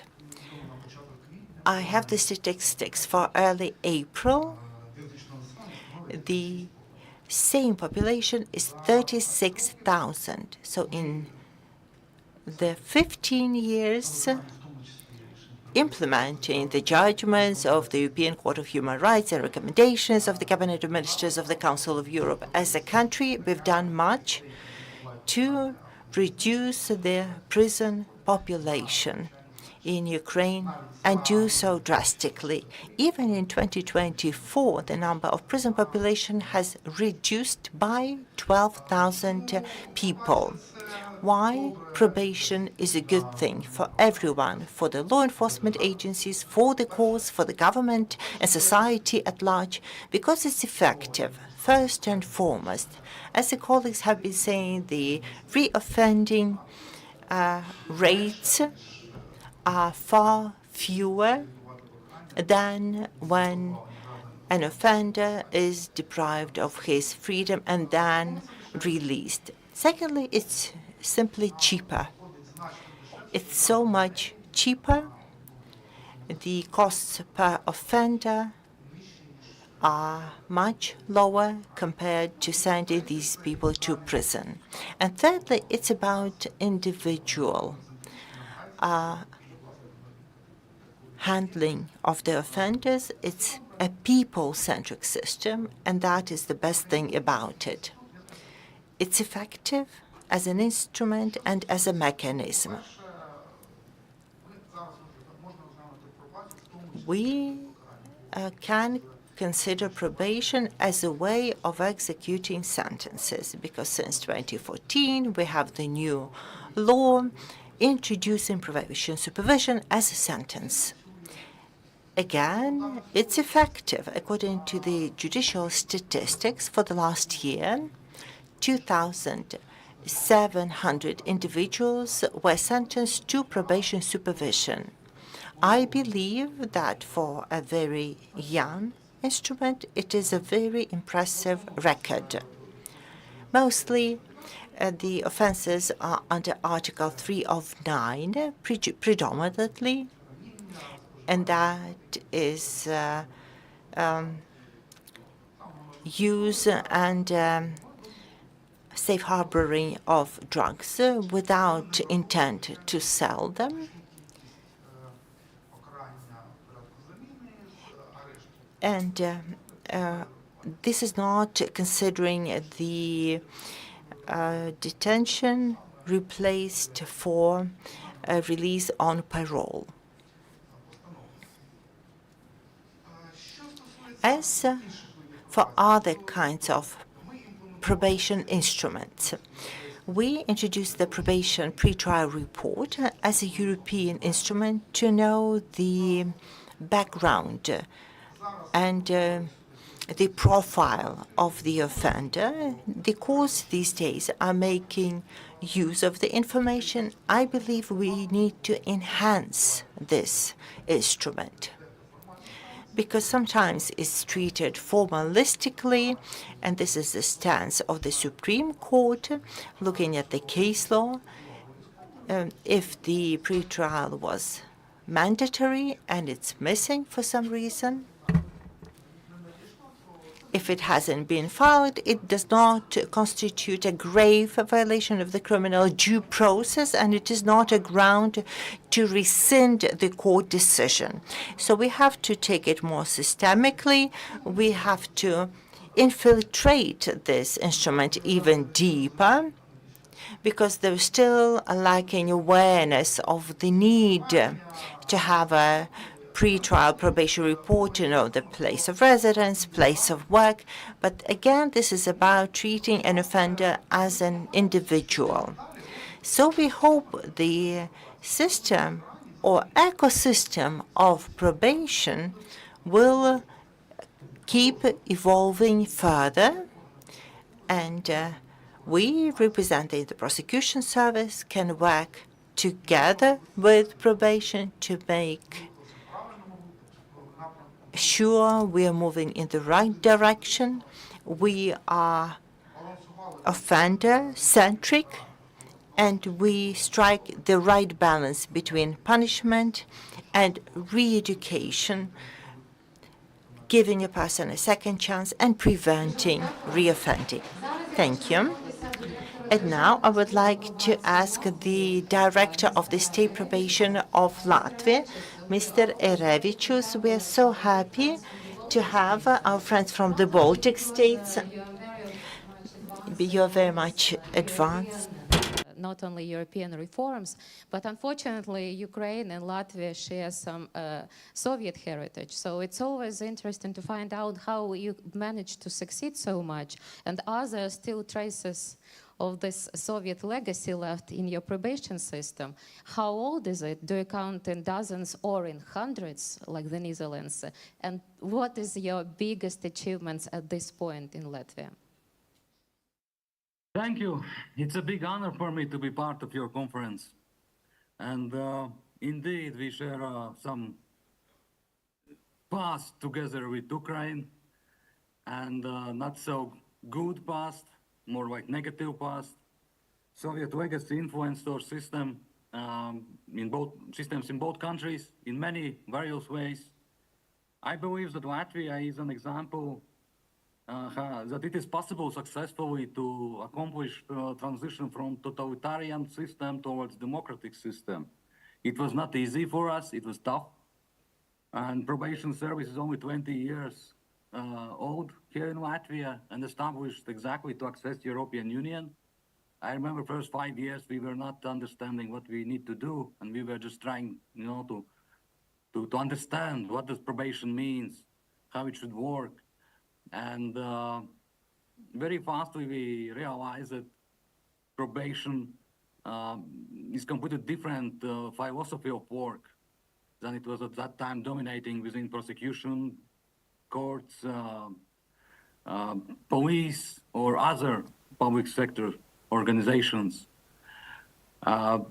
We tried to develop various tools. We received a lot of support from Canadians, from European funds.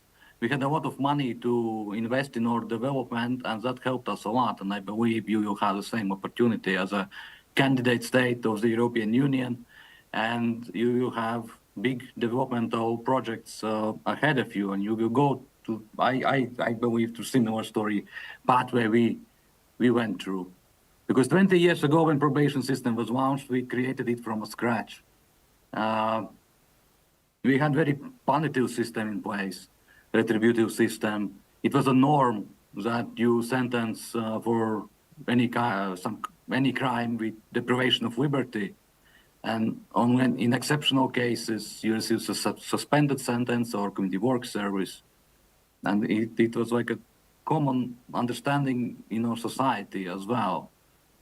And initially we thought in probation that we also need to contribute to this safety, and safety alone. and be some kind of just an alternative to imprisonment for those exceptional cases. Today, we don't think like that. Today, we have achieved a situation, I believe, thanks to hard work, that probation, community sanctions is a norm. And people are sentenced with imprisonment, deprivation of liberty only in exceptional cases, when community sanction doesn't work. And this is completely what should be done if we would like to become part of the democratic societies, part of the European Union. And you should put more emphasis on fundamental human rights. And definitely agree to what was said during introductory speeches that probation, it's much more than alternative to imprisonment. It's about fundamental human right, for human right to freedom. Everyone should enjoy this right at the most possible way, even if he is misbehaving and doing some bad things. And that was different in that previous system, in the totalitarian system. When you do something, we take away your freedom, you already had limited one, and we put you in prison, where you rot for many years and come out even worse than you entered the system. Today is different. First of all, you go to the probation, and we try to investigate what has happened. Not why you robbed person, but why you build up this motivation to go and rob someone. So we are not looking like police only on what happened like shortly before offense. We are looking into months, years, even decades before offense was made. What has happened with your life? Why you built up this antisocial behavior, and what we can do with this now? And in this sense, I think we are the only one institution in the Latvia who is actually investigating life stories and trying to understand true reasons of the causes. And we are sharing this information with our other partners, stakeholders, like prosecutors, judges, police officers, social workers, various ministries, education. We are going to schools, and it's much wider now. When we started, every institution thought that they just do their job, part of the job, and that's not their responsibility, you know, what happens next. Today, I believe that everyone who works within criminal justice system, it doesn't matter, you're a judge or prosecutor or probation officer or police officer, you feel personal responsibilities that you have a crime in our country, you know, that you need to do something, not only some kind of minimum things you need to do according to the law as a police officer, probation officer, but you need to share this information with others. You know, if you find out something that systemically doesn't work. And this definitely is our strong, aspect of the probation service here in Latvia, that we, if we identify something, we share with others. We organize trainings, seminars, and prosecutors with judges side by side sitting with police officers and prison officers and social workers and child protection agencies and having meaningful discussions between themselves. We are not like segregated in various sectors, but we are now coming together. I'm speaking about cooperation networks. And this is not only transformation of legislation, what has happened in Latvia during the last 20 years. It was a transformation of the mindset that inside our head, what happened. I remember myself 20 years ago when I started to work in probation, how I was thinking about this job, about offenders, my role, you know, and how I think about that now. And definitely first 10 years we focused on developing various tools and legislations and just trying to establish our way under the sun, you know, to prove our value to older, more experienced stakeholders like courts and prosecutors and police. Today, we are the, I would say, largest penal institution in Latvia, in the sense of the clients. Because during those 20 years, we have reduced our prison population by 60%. Not only because of structural reforms, you know, criminal justice legislation, but also strongly because we have established a probation system and we had the good conditions to develop this system. And very importantly, to have ability to protect our staff, to secure stuff. Like in my understanding, it takes approximately 5 years before probation officer becomes truly a probation officer. To develop probation officer, it takes 5 years. And only after 5 years, I can say that yes, he's true probation officer. And we recruit from the universities people with bachelor and master degrees. So this is a lot what we are doing in investing knowledge, sharing knowledge between our partners and investing in our staff. And now we put our staff as a central value of the probation system. During first 10 years, we thought that our main value is methodologies, technologies, various tools we are using. We need to do our best to secure them. Today, we don't think that anymore. We believe that the core of the probation system is staff. And our job is dangerous, and we need to protect them and provide good salaries so that they don't want to go to work somewhere else. And we need to promote their professional resilience, promote possibilities to take care for their family members, because then they will be strong probation officers as well, with capacities to help our clients who have very challenging life situations. I know that I should not speak a lot now, but at the end, I would like to congratulate our colleagues in Ukraine for all what they have done during those 10 years. I understand you have a lot of challenges, and it's not easy to find sometimes the solutions to all of them. But during those 10 years, we tried to be present in your lives in Ukraine, visited several times you and invited you to Latvia. And we hope that we will have more opportunities to continue our cooperation, especially we are interested to continue cooperation, what we started on quality management of the casework and some digitalization aspects of the probation work. And we see that you truly want to change your system, your country, to integrate in Europe and to work hard to do that you have the right ethics to achieve all those high results, ambitions, what you are having. Because what we did here in Latvia during 3 years, and my colleagues told that you did in Ukraine for 1 year. Like we are saying something, you are coming to Latvia, exploring something, and you go back and you do that in 1 year, despite you have 10 times larger country, 10 times larger issues. So this is great, and we really appreciate your enthusiasm, and it inspires us as well to work together with you in the future. And my best wish for you is to secure political support,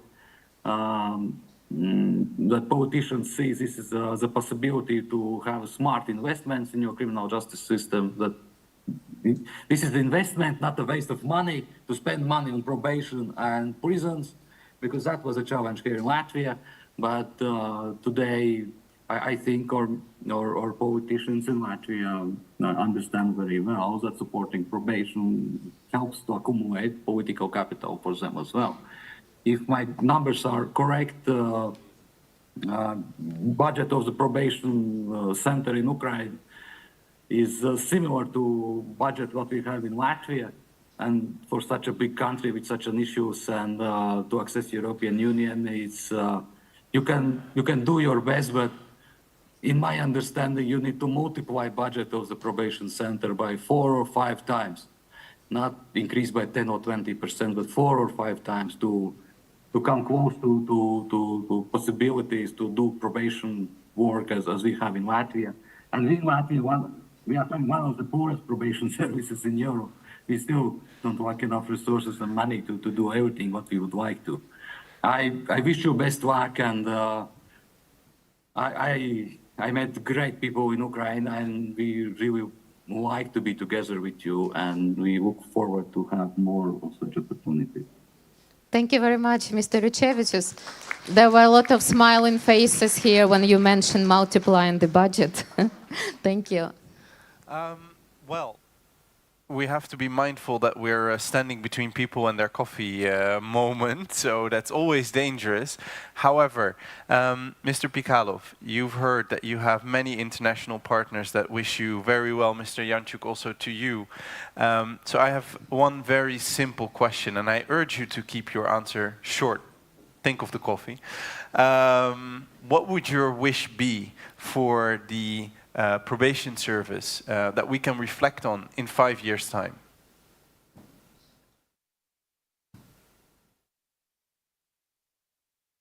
I will answer in Ukrainian, so my colleagues from probation service could better understand me.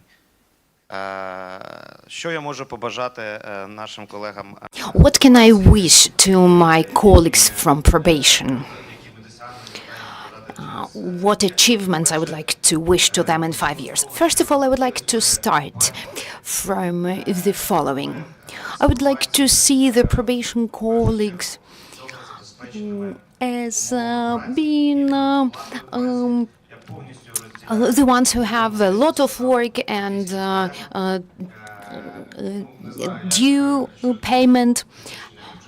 And I don't really know about increasing the budget 5 times, but at least increasing the budget twice.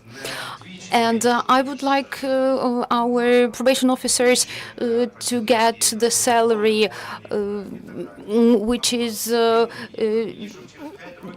the one of dignity.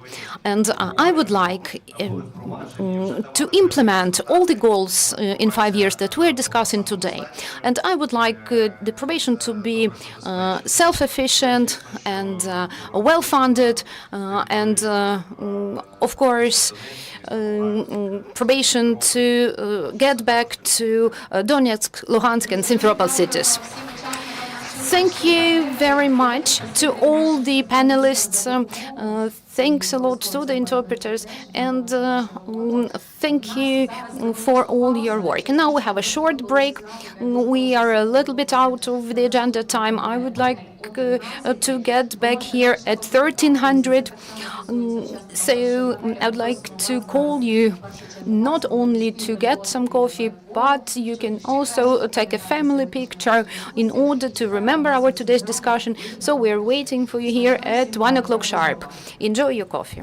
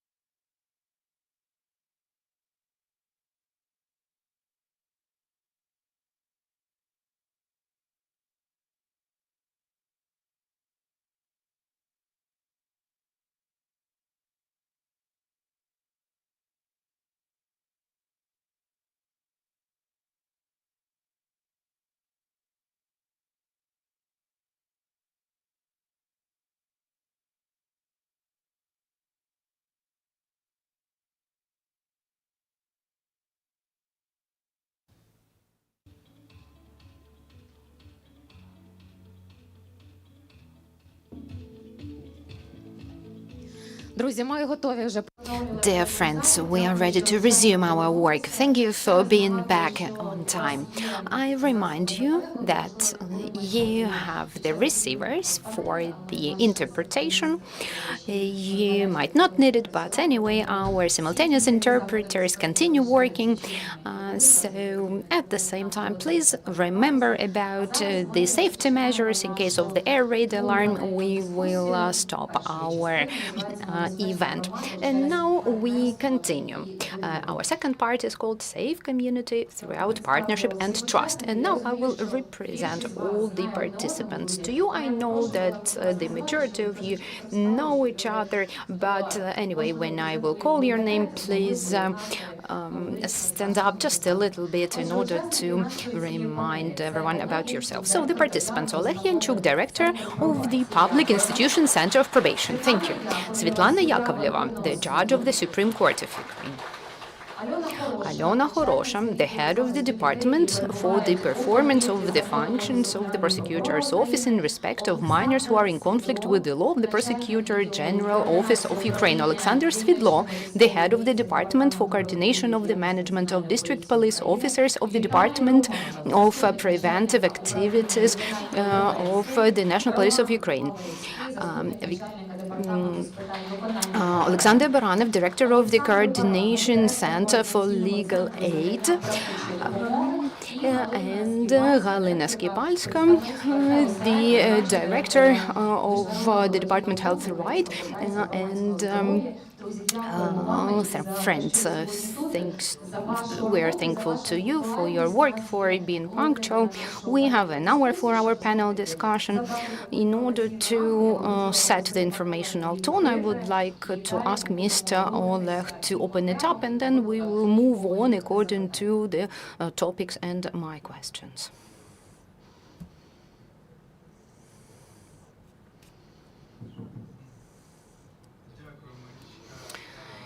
Thank you, Marichka. Opening up this panel, I would like to thank our partners, all those who got involved and who are getting involved and who are planning on getting involved into the development of probation in Ukraine. I would like to thank you for your support, for your participation, for your contribution. And I have to say that thanks to your support and partnership and our cooperation, our probation does not only have its past, but it also has its future. The partnership of probation is, I can say, the most important element of its due functioning. I will not repeat what has already been said today, but I will just highlight the partnership and the fact that the probation has 2,700 memorandums with state and private sector organizations. And they are drawn up for the provision of the services to minimize the risks of our clients when we assess the risks of reoffending. Why is it needed, and why is it of the utmost important? The probation officers are not the specialists in all spheres of life, and they cannot provide all the services in the world.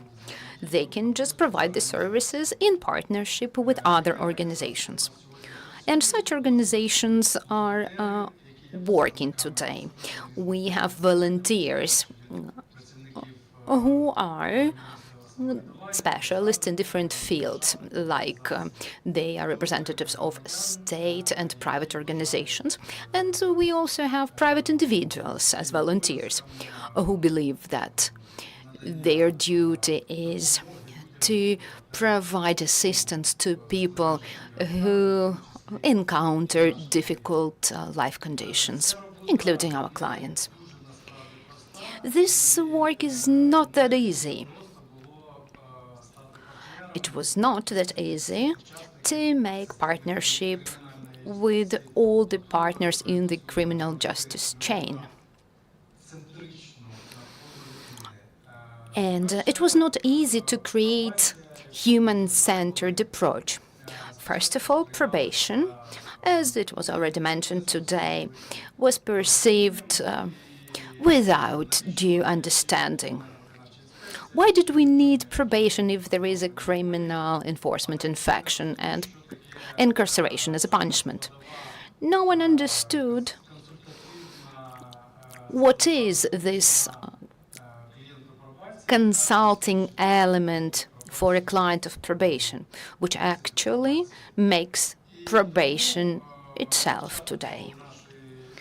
That is why in the very beginning of our work, we had a lot of discussions, first of all, with judges and prosecutors and even lawyers,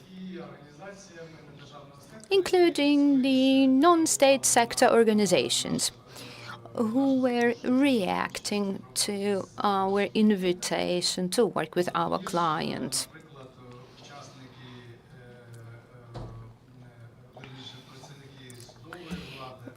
At the same time, the judges and prosecutors did not really quickly react to such a definition as a pretrial report. And they were saying, what is it at all? Probation at the court? Why? Why do they need to interfere into the trial? And here, international partners helped us a lot. They helped us to explain to our clients why we need the pre-trial report. Today, the pre-trial report keeps the probation at a high level. We have an opportunity this way to communicate with our European peers at a certain level.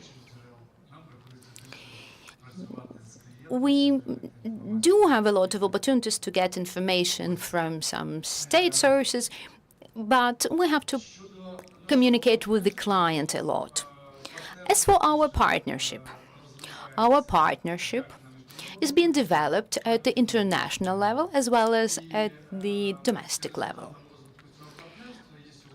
The result of this partnership is the resource database, which can be used anytime if we need to encounter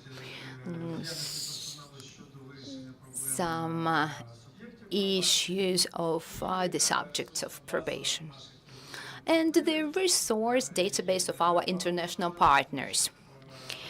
And unfortunately, we do not have so many international partners as national organizations. But anyway, these partners do help us a lot in the organization of different events and consulting. The last year, within the project that has been already mentioned today, participated by the Dutch probation service, we conducted the training for our employees and we taught them the basic skills of probation workers. 75 employees participated in such trainings. The trainings are ongoing. Our mentors are also included in these groups. It, in fact, inspires our employees a lot. We would like these trainings to continue. Our employees are really inspired with the interest in communication. We are not only taught, we are listened to and we are heard. We speak the same language. And our peers are also interested in listening to our experience that we gained at the very beginning of our fight against Russian aggression.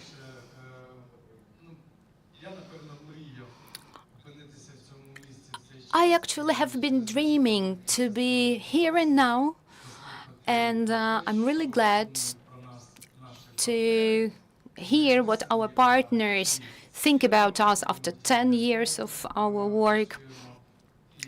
It is important for us to learn what our partners think about us and what our clients think about us. We have heard a lot of good words about us, and there is no sense of repeating it, but I would just like to wish all of us to continue pacing forward to the improvement of our standards, to the improvement of our probation, for our probation to become the probation of the international level. Thank you. Thank you so much. Mr. Roman, let's start with you. Please take the microphone. We have a lot of microphones. You can step in anytime, you can react and answer questions. I would like to ask you the following question. Mr. Oleg said the word safety or security. Please tell me, do we have a balance between the safety of the community and the rights of the people in probation? First of all, I would like to join the words of congratulations with the 10th anniversary. You already go to school, right? Yes, to the 3rd grade. This is a difficult question, and I will explain why. We have already mentioned today that probation is a client. Our clients have the exclusive type of punishment, that's imprisonment. So they are exclusive group of people. But if we're talking about probation, starting from 2018, we have the common agreement on cooperation. And now we're talking about the cooperation of the penitentiary system, meaning the institutions of punishment with the probation structure in order to soften the punishment and help person to get back to the normal life. At the same time, within these 7 years, we have organized about 25 different projects. What does this mean? For example, there is a project about the parole. What is being on parole? 5% of such people get back to prison after being released. And our task is for such a person not to get back to committing crimes. That is why probation organizes a lot of projects in 5 institutions. And what does this mean? We have the draft law about the punishment on parole, and after that, a person gets to probation.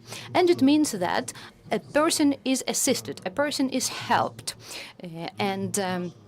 Probation is a bridge between our closed institutions that we are called and normal life. So the probation is the bridge between us and other institutions, such as the Ministry of Education, Ministry of Health, and so on.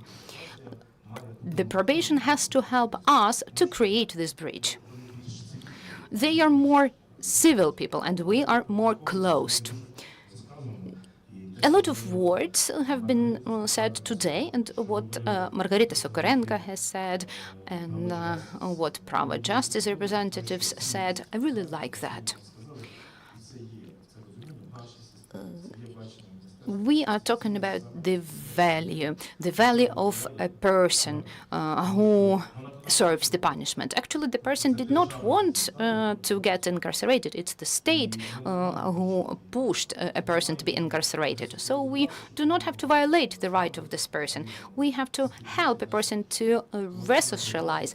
That is why the probation is doing that. I'm thankful to you for what has been done within these 5 years. You have done a lot, and you continue doing a lot of things.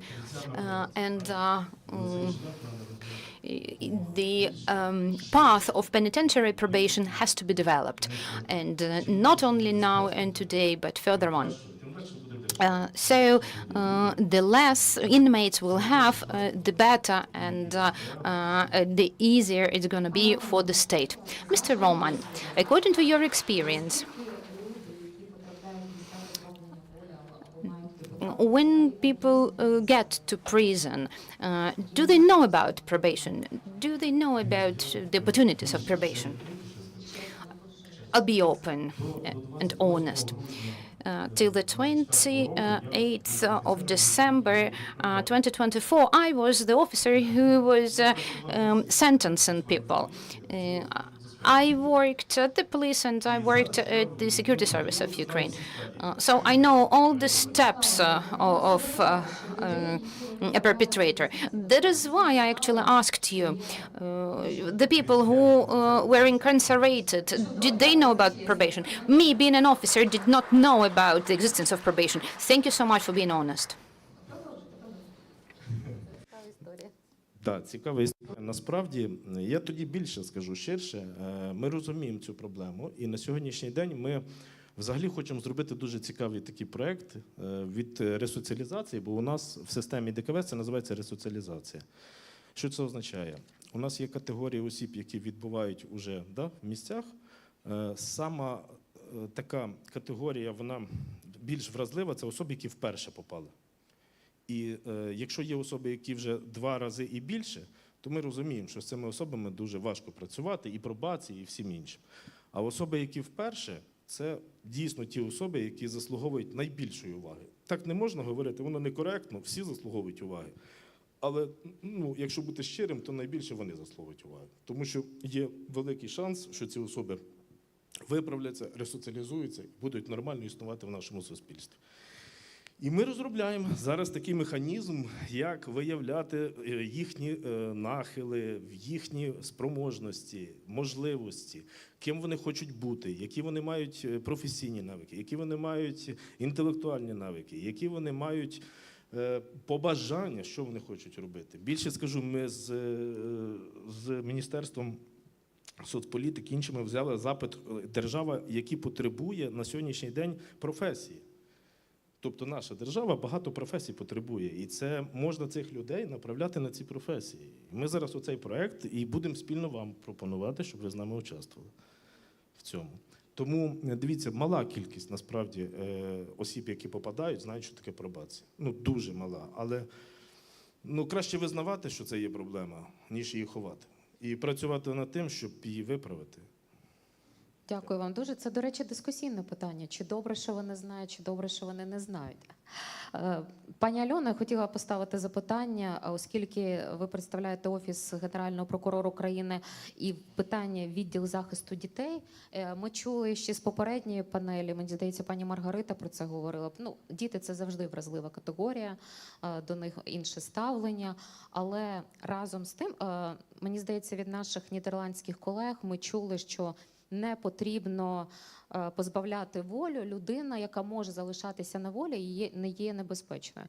Ми зараз розуміємо, який запит в суспільстві, це теж лунало під час першої панелі, щодо покарання, особливо щодо покарання злочинів, які стосуються війни, колаборантів і так далі. До речі, мені цікаво, там пролунало, що ви розробляєте пробацію для колаборантів. Цікаво, в який спосіб, що це буде за пробація, перечитати всіх поетів розстріляного відродження, там, я не знаю, чи щось таке. Так от, власне, моє запитання, де зараз знайти той баланс, коли ми говоримо, що діти – це особлива категорія, що ми не можемо їх, порушуючи закон, там, утримувати в місцях позбавлення волі, якщо вони не досягли підсудного віку, щоб не збільшувати кількість позовів проти України в Європейському суді з прав людини. Разом з тим, який зараз неймовірний був запит в суспільстві на обмеження волі тих самих малолітніх підпалювачів. Так? От мені цікаво, що ви думаєте в тяжкі злочини. Це ж небезпечно, людина завтра може там наш автомобіль підпалити. Да? З іншого боку, це дитина, і в нас є пробація. Та? Як ви вирішуєте всі ці дилеми зараз? Дякую, Марічка. Це надзвичайно чутливе питання. Якраз про це я хотіла говорити. Це It is a very sensitive question, and I wanted to talk about it. These days, in the last 9 months, about 200 children have been indoctrinated or incentivized to commit diversion acts against Ukraine, like arson, explosions, etc. But they are very young people, and we know often they've been duped into committing these crimes. We know there are some court verdicts pertaining these minors, and the probation has to exercise them. We have initiated the initiative with the probation service, since we don't have a mechanism to deal with these children, and the general mechanisms are not going to be effective in handling these minors, these kids. So we are working together in order to develop a designated mechanism for them, and it may not be just reading the exterminated points, but it is definitely working with the mindset of these kids. I doubt that these kids had the political will to do harm to their country.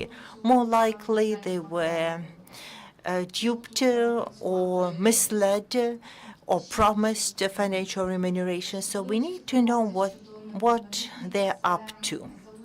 Probation for minors isn't just working with the child, but also with the family and all the social services and educational services to change the legal and social mindset of this kid. We are working with the Ministry of Justice and thank them for supporting our initiative to apply probation for young people and young adults. If a person reaches 18 years of age, it doesn't mean that they automatically become mature adults. And this is not a know-how. We're drawing on the global experience, and the Netherlands also treat their young people specially. In addition, for 2 years in the 12 regions of our country, we've been implementing a pilot project to implement the international standards of child-friendly justice. We're changing the way we interact with the child which has come into contact with the law, and we want these kids to end up under the surveillance and under the supervision of the probation officers. Ivan Pikalov mentioned that the Ministry of Justice is supporting the broader use of alternative sanctions, and we advocate community service for minors. There is a very limited range to choose from. There are just 10 kids under probation doing community service.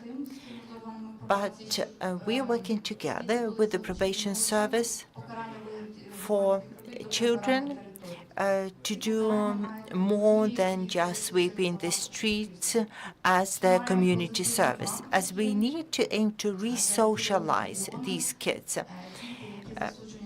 So if the kids have been sentenced to community labor, they did not just sweep the streets, but they had to work in museums, libraries, and veterinary clinics, and that helped the kids feel accountable for the animals they looked after and responsible for what they do.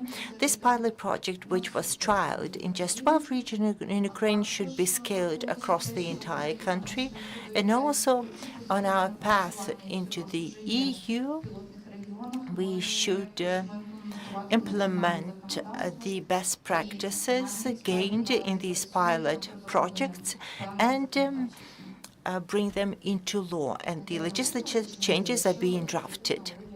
May I just ask, let's say a juvenile is working in a library as their community service, so who will it be for a visitor? You will see a child as a visitor. The child is no different from an employee of the library or employee of a museum. The fact that they had a mishap and committed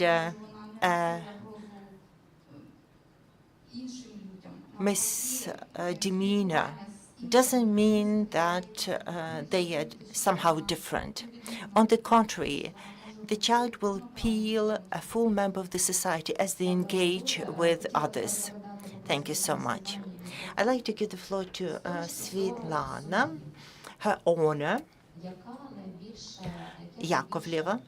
So, as a Supreme Court judge,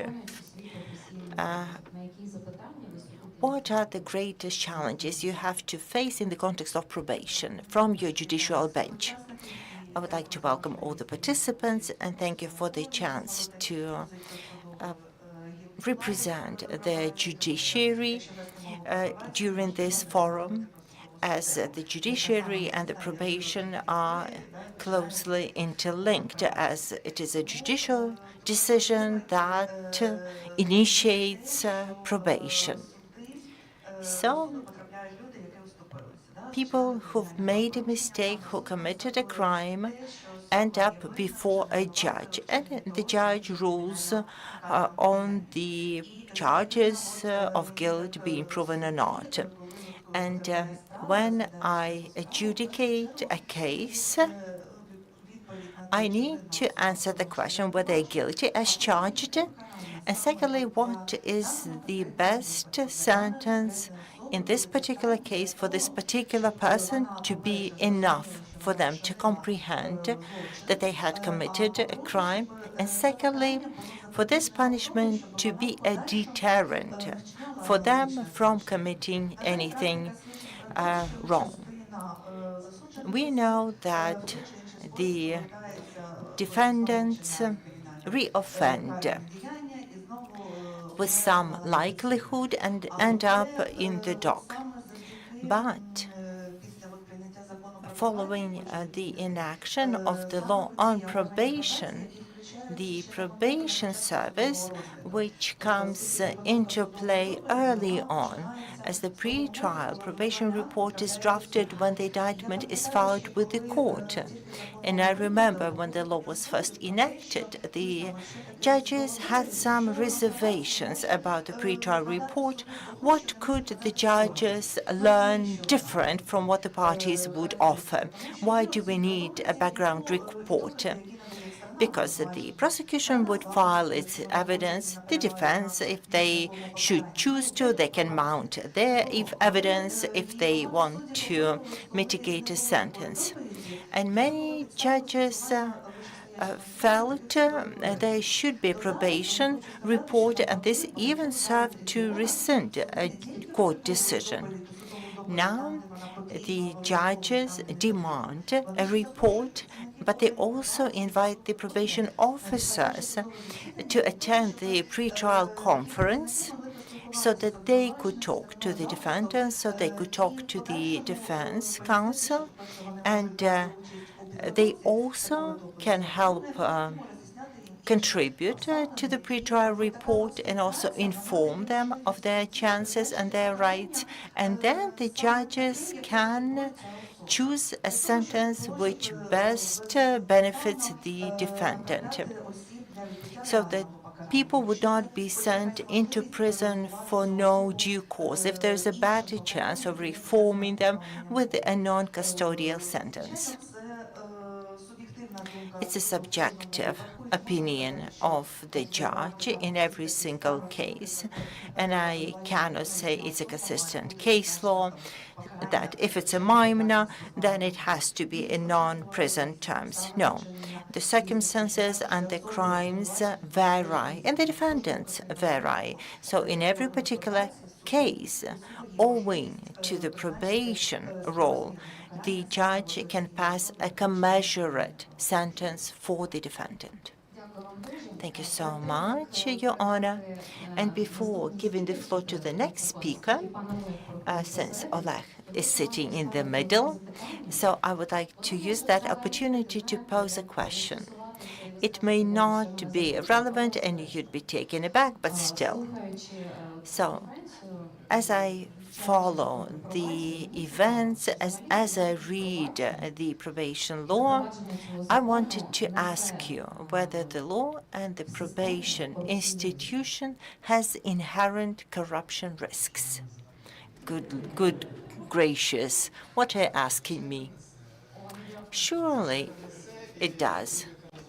Any regulation, be that the decree of the Ministry of Justice, moreover a governmental regulation or a draft law, they have to be vetted for corruption risks. Shall I tell you honestly, when I realized that the law was passed by the 8th convocation of the Verkhovna Rada, knowing who was the chairman of the legal committee, I wrote to him, do you remember the law? Has it been vetted for anti-corruption risks inherent in the law?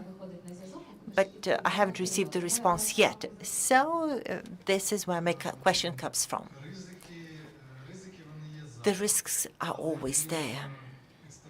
But apart from the anti-corruption vetting of the laws, we've got a whole lot of agencies that work to remove the risks. would you like to make a comment about the corruption risks? You can extend the answer.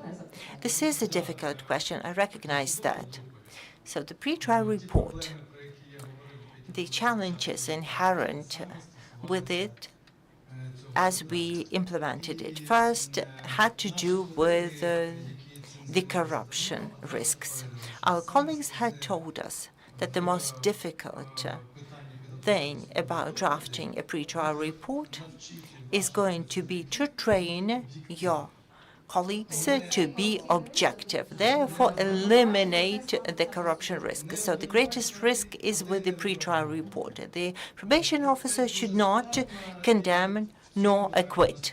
And we had some tensions with the defense bar because they had always wanted us to align with them.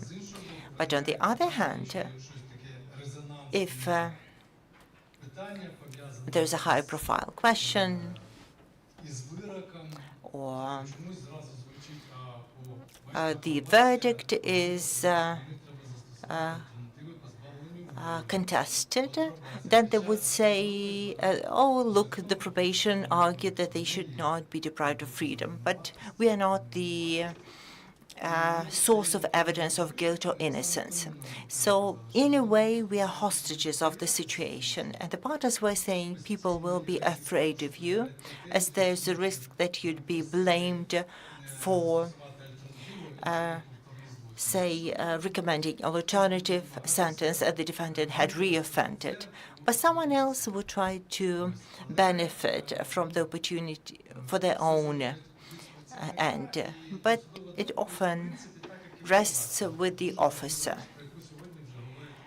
And the pre-trial reports have become an integral part of the criminal justice, and it is recognized by the criminal law experts.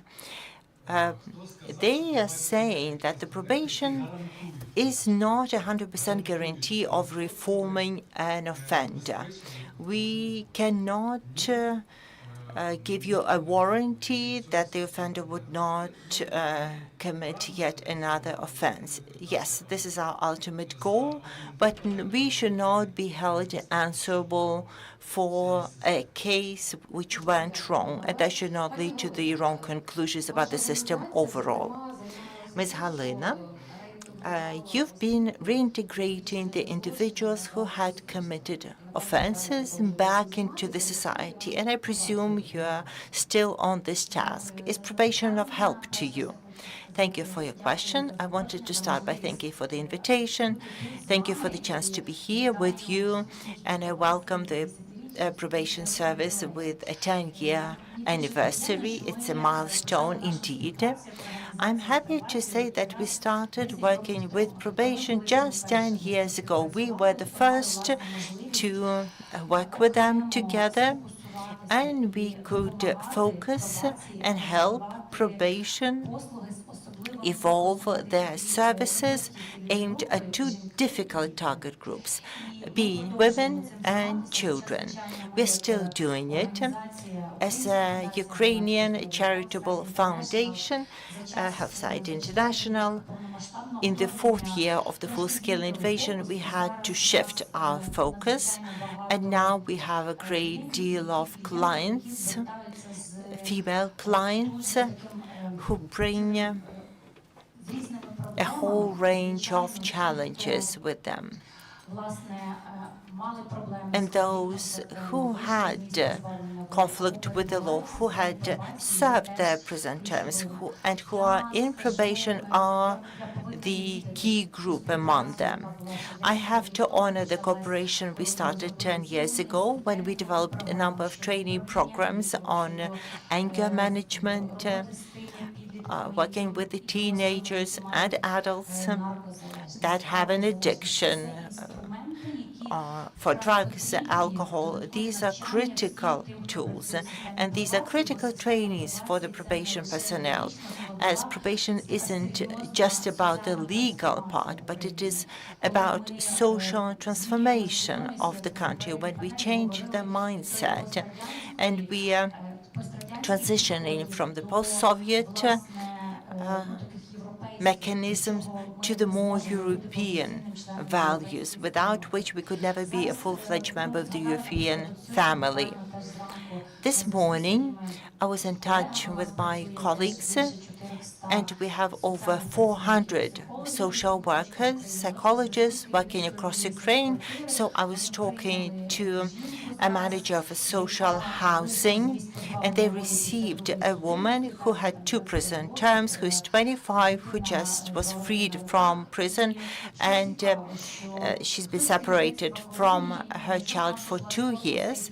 Someone found our platform, Safe Women Hub, with psychologists and social workers, found social housing, the in-between house where we can receive the women with smaller babies when they can stay up to a year. They get the basic support and psychosocial rehabilitation. We can help them reclaim their documents. We help them with employment and everything else we can. This is just an example when we need to understand that our clients often have a very difficult story.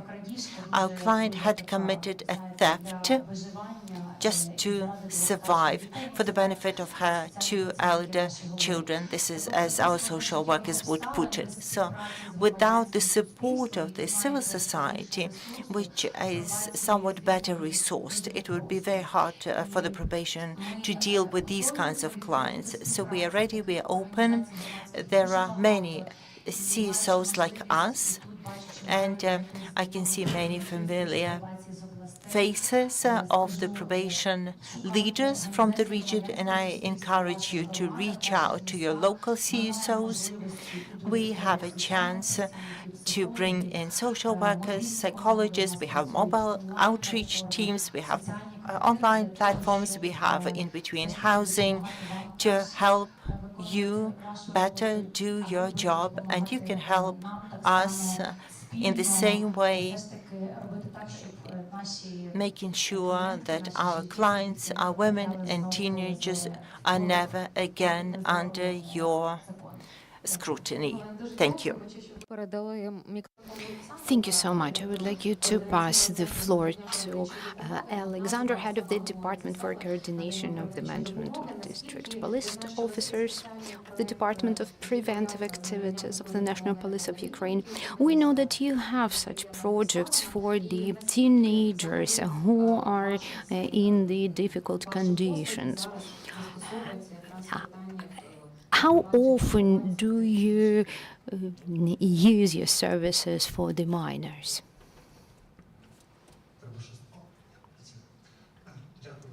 Thank you for your question. First of all, I would like to start with the following. Recently, there was the defense of the 7th periodic report in the Commission. Прогрес України щодо запровадження пробаційного нагляду як альтернативного позбавлення волі і рекомендує активніше використовувати пробацію, розширювати альтернативне ув'язнення відповідно до токійських правил. І це, мабуть, найкраще міжнародне визнання саме досягнення пробації.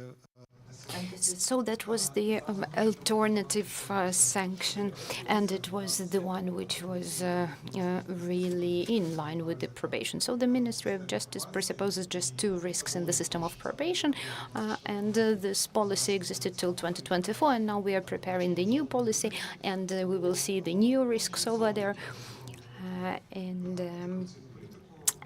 The anti-corruption policy has been just reformed. As for our cooperation with the probation, I am honestly proud of having such a real partnership.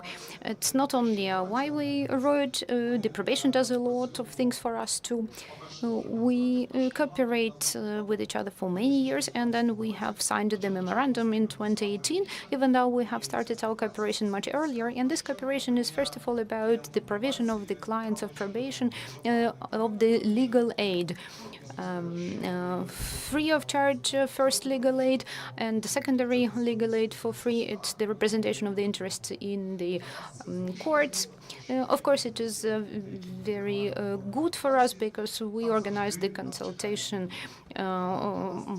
points or offices in the probation affiliations. So we know for sure that the clients have been waiting for us there. Starting from 2019, we have organized the project called the Justice for Minors. And actually, it was quite difficult to implement this project because today, thanks to the probation and thanks to our cooperation with probation, the representatives of probation bodies collect all the information about the minor and about the family of the minor and provide the recommendation about the resocialization. We have been already talking a lot about the resocialization, but let's be honest.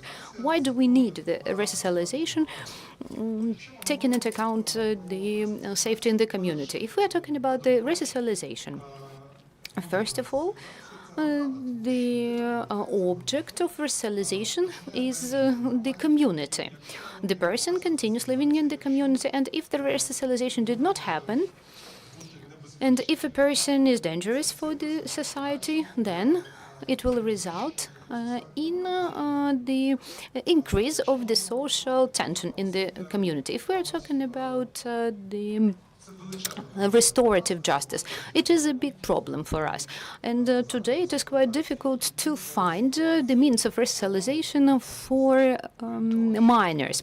And without the probation, we would not make it, because the probation gives advice about what to do and how to do. Of course, there are gaps. And today we have one of the gaps is that a person who is not a convict cannot get to the probation because they did not go through the restorative justice process. There is no one to follow this person and to work with this person. Moreover, we have already mentioned the volunteers today. We are planning to cooperate with probation in the form of creation of a paralegal community. Actually, the volunteers will be able to talk about the human rights and about how to respect human rights and how to protect human rights, to explain what to do in order to refer a person to some organizations.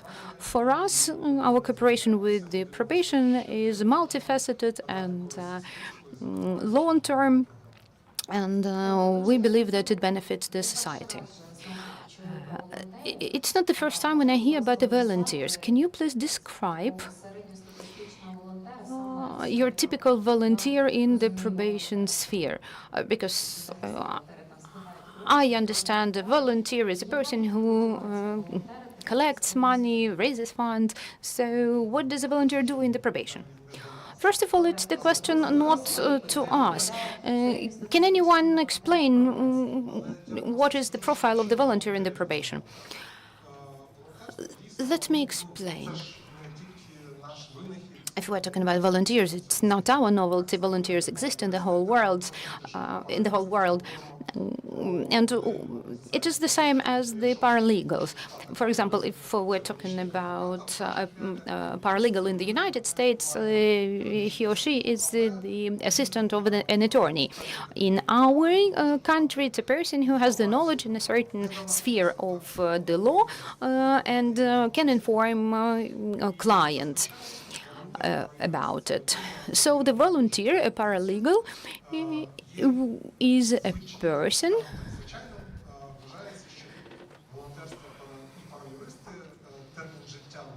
who works for half a year. Why? Because the person does something else together with being a volunteer, like making money to live in, and it is just a person who has information about some legal issues and who is ready to help for free.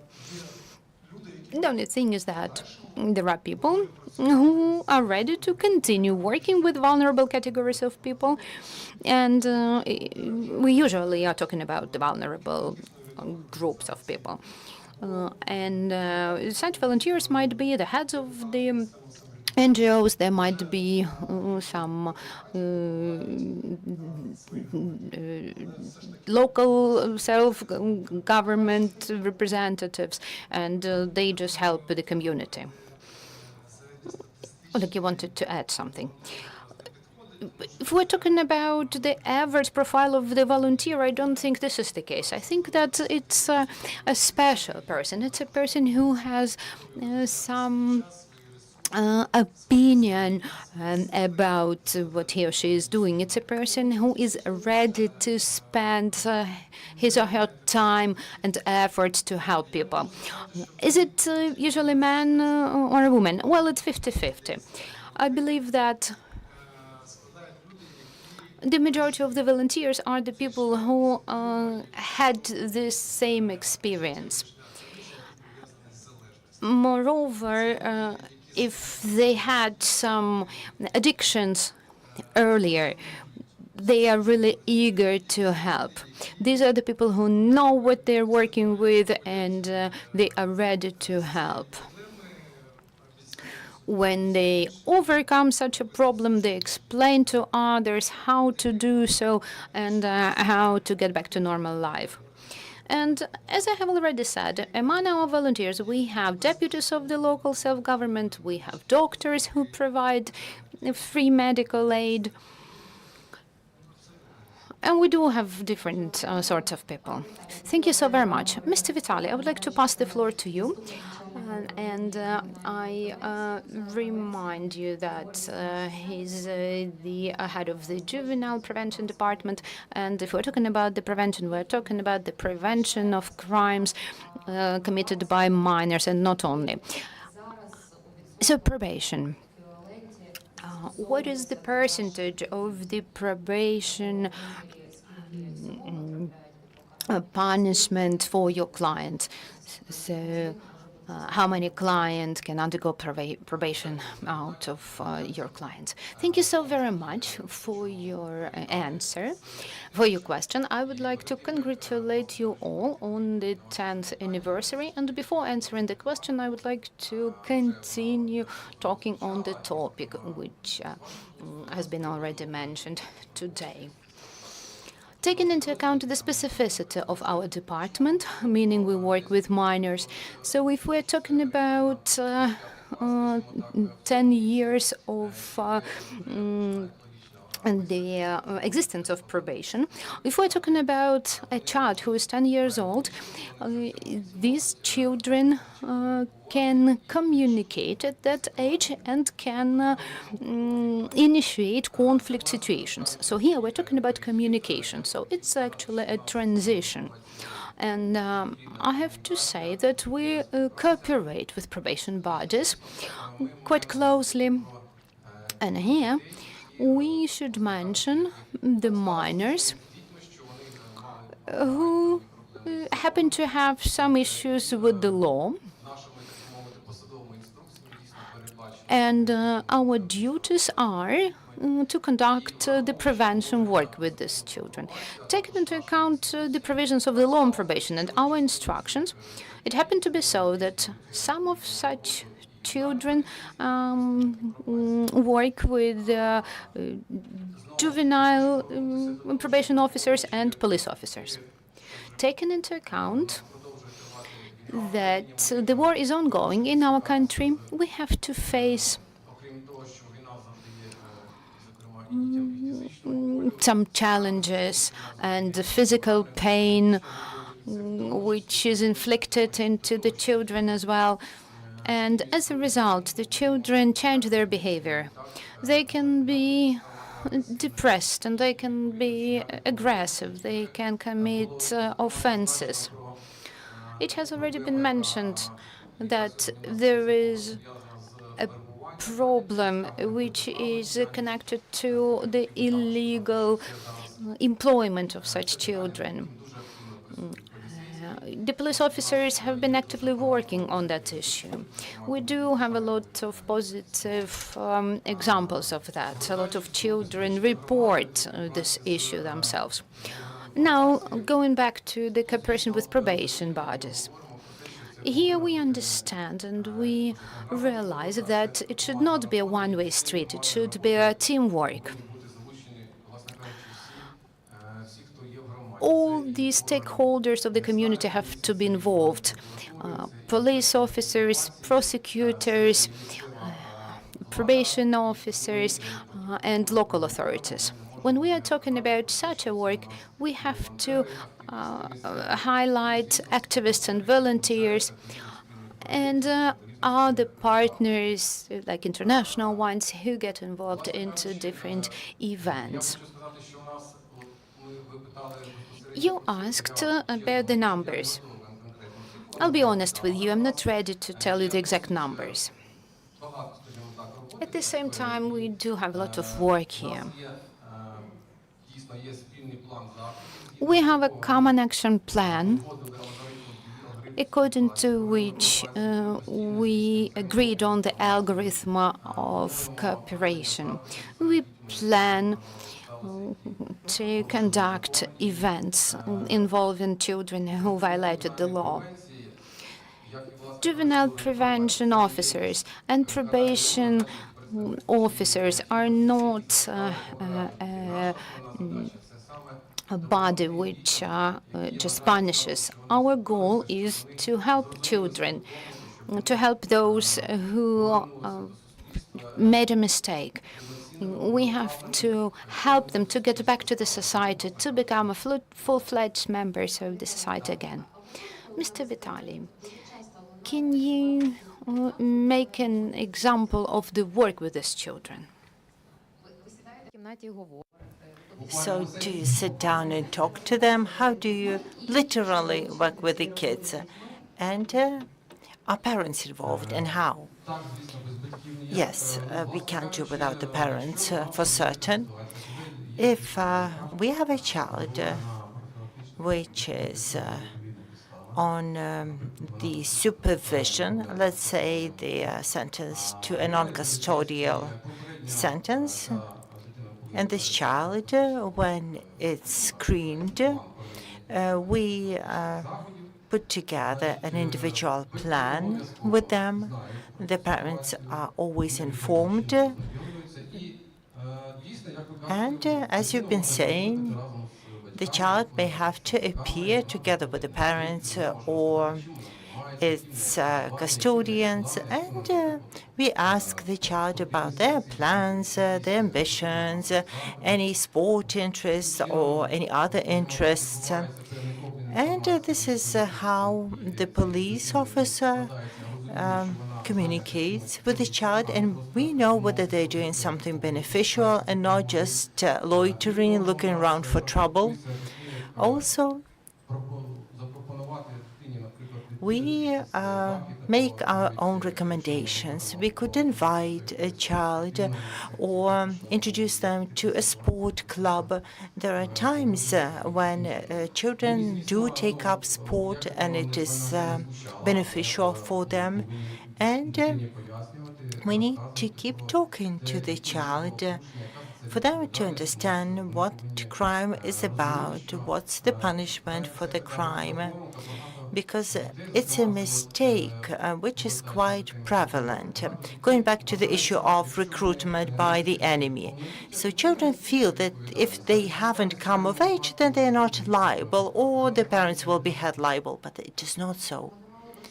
They should have learned it at school, in the 10th and 11th year of school, at their civil education course. I have a point I'd like to share. What we know from the studies conducted by the prosecution office, one of the global issues these days, why people commit crimes against property, in 50% of cases, they commit a theft. And it's a theft they make not out of necessity. Sometimes they bet and dare each other. Sometimes people don't even understand that they had committed a theft.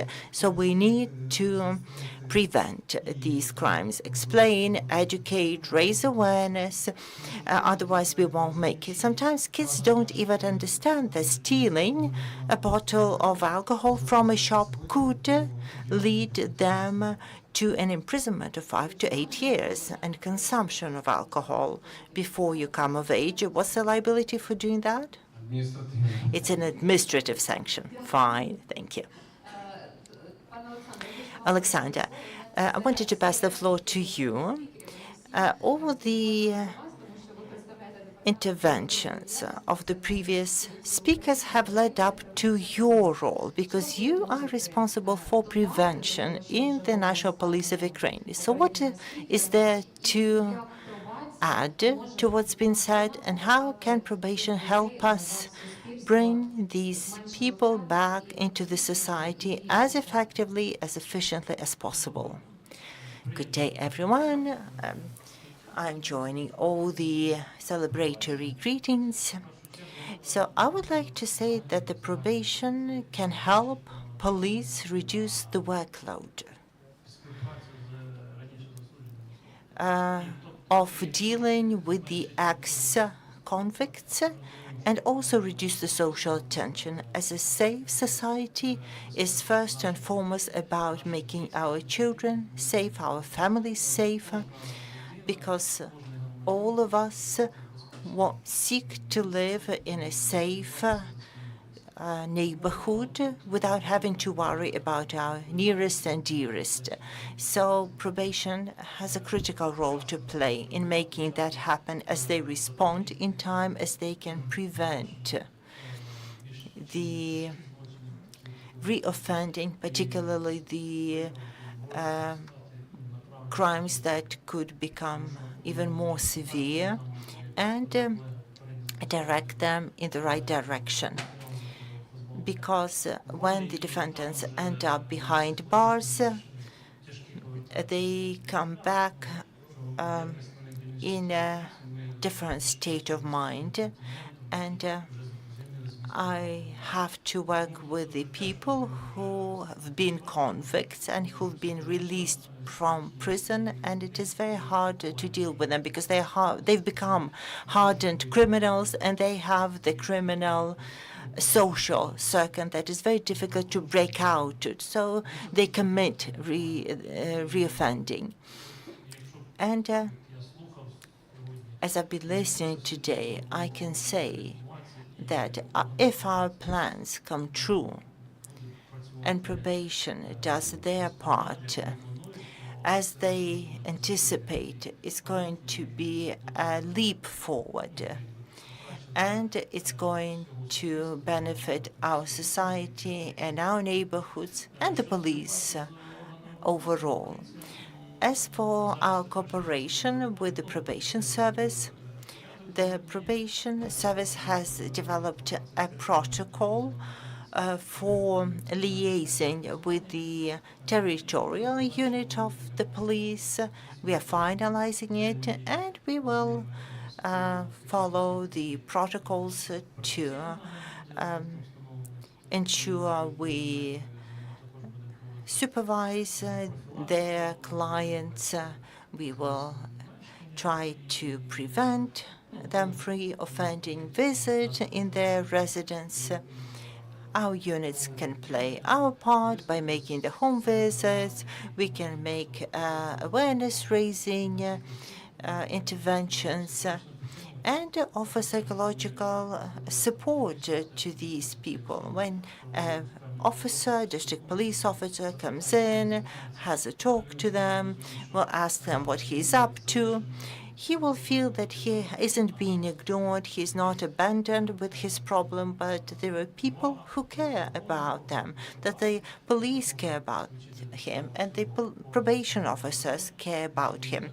The local government have their role to play, as they also have a vested interest in rescuing the person, for them to be a contributing member of their neighborhood, of their local community. So putting it all together, I'm sure it will be an effective solution, and it will also lessen our caseload. So you've been saying, we do this, they do that, as if you have a lot of people to spare, as if you have lots of money and time on your hands and you can cope with it all. I remember our Latvian colleague saying that you should ask for a fourfold or manifold increase in the funding? Do you have enough people to do it all? I cannot deny the problem. I cannot say we have enough people. This is a very difficult point in the history of our country.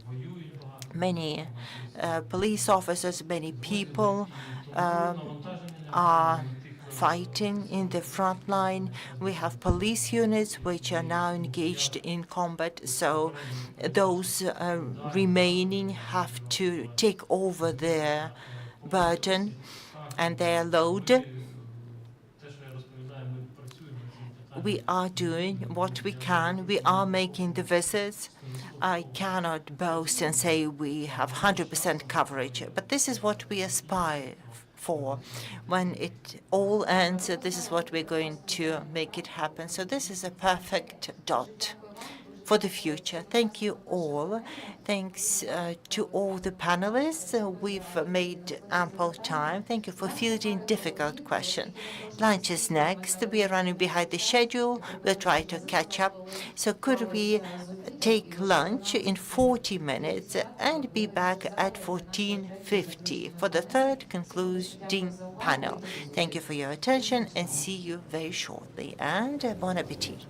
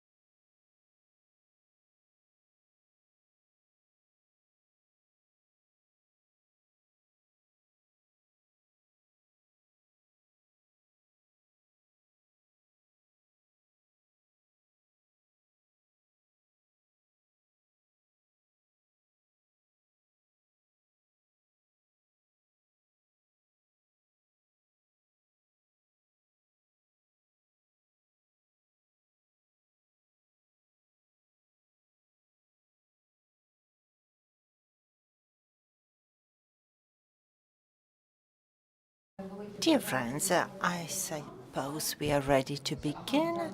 Could we have the light? So we are ready to begin the second part of the panel with the same title, Save Community Through Partnership. So let me introduce the panelists. Please let us know. Yevhen Bar, Doctor of Law, Professor of the Department of Criminology and Criminal Executive Law of the National Academy of Internal Affairs, Chairman of the Board of the All-Ukrainian Penitentiary Association of Ukraine. Welcome, Mr. Yevhen.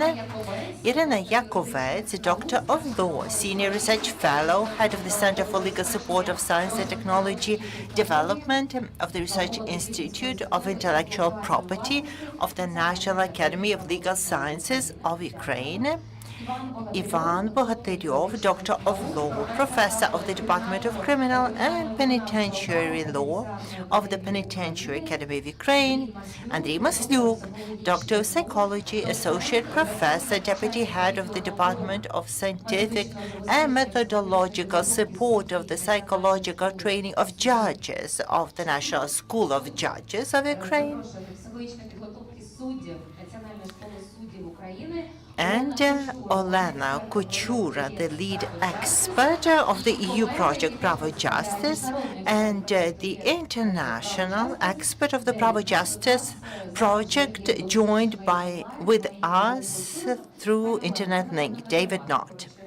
Olena, you're sitting next to me, and this is a good omen. Let's just start with your experience and the story that you would like to share with me as we talk about probation, communities, neighborhoods. It's first and foremost about people and their life stories. And you've been involved in this system way before the law was enacted. I know for sure that you have a story to share with us. Thank you, Marichko. That is so very true. Let me congratulate everyone with the milestone bringing us closer to the EU standards and value. And this is yet another proof that Ukraine is a truly European country. I'm one of the dreamers who had been dreaming of probation way before it was even piloted. And I'm the first person to say that changing the signs on the building is not a solution, because many felt it was just changing the signs on the facade of the building. But instead, we didn't just change the flags, we changed the values. We've heard a lot of numbers today. The reoffending rate, the prison population, the individuals on probation. But we should always remember the people behind all the numbers. And every probation officer will share hundreds of success stories, how the people change.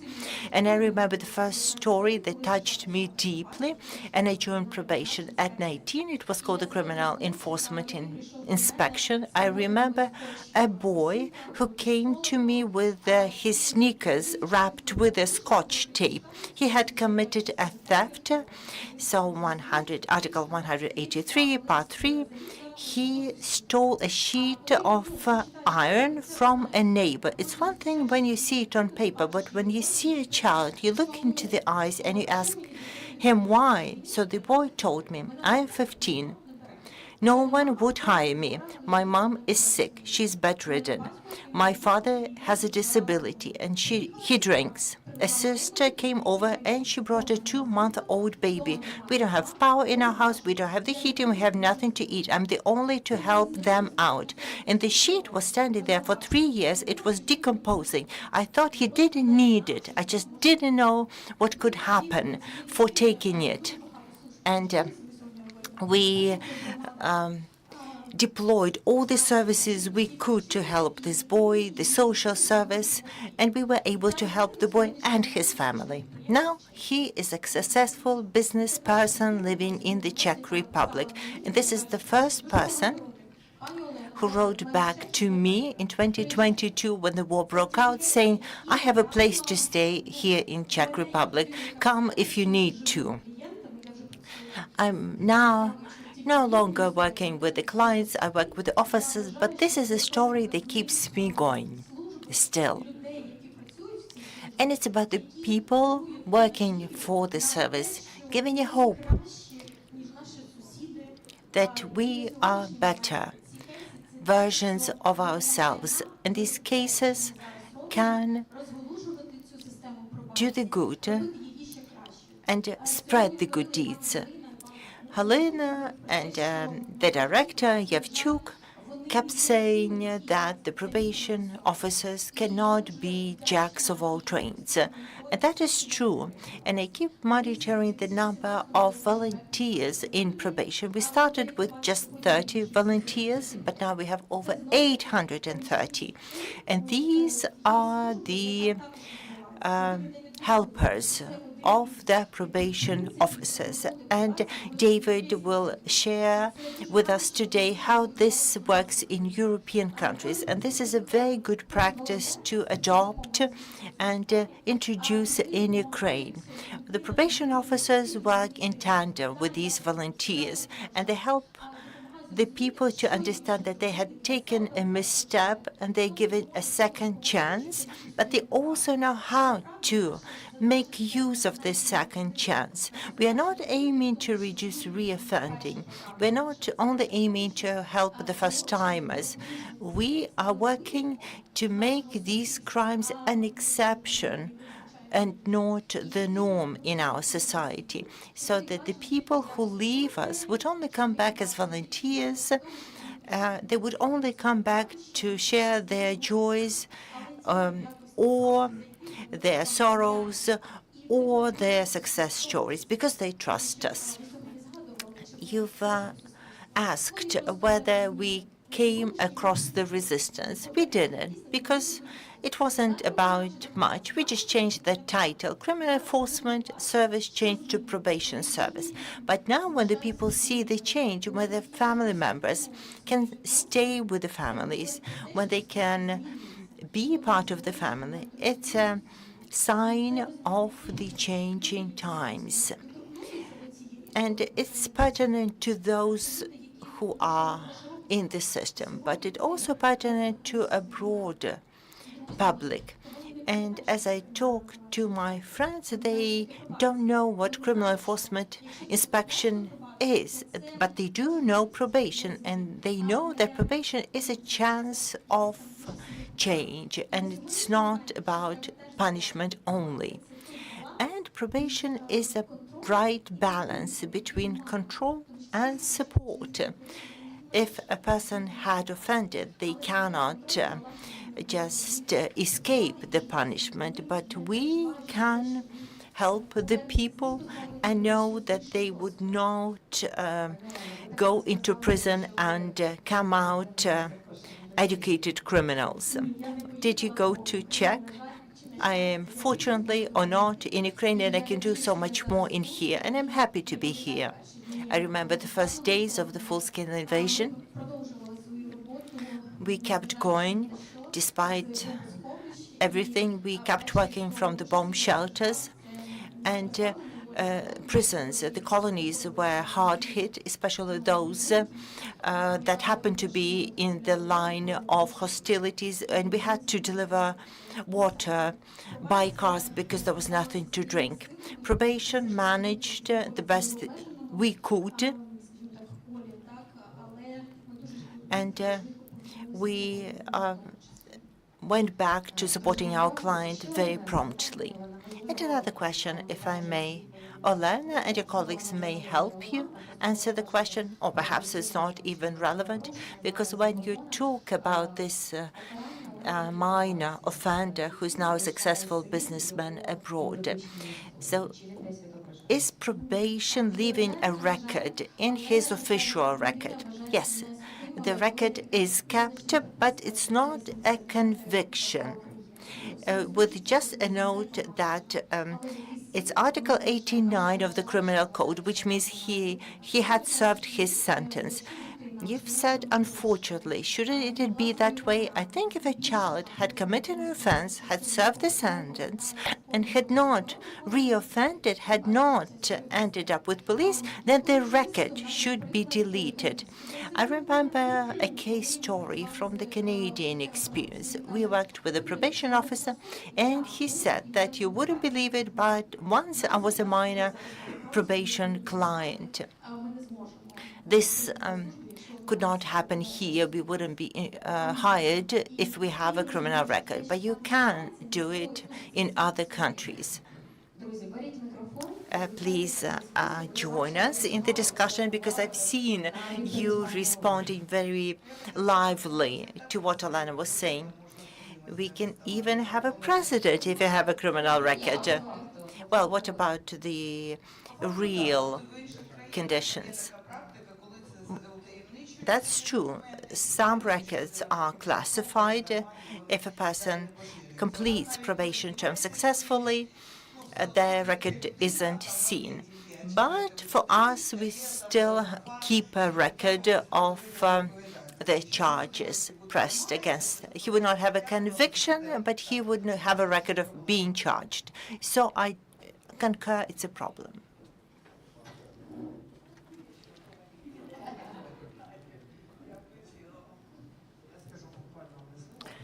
I will just make one remark for now. I had the cadets, and their parents had a criminal record.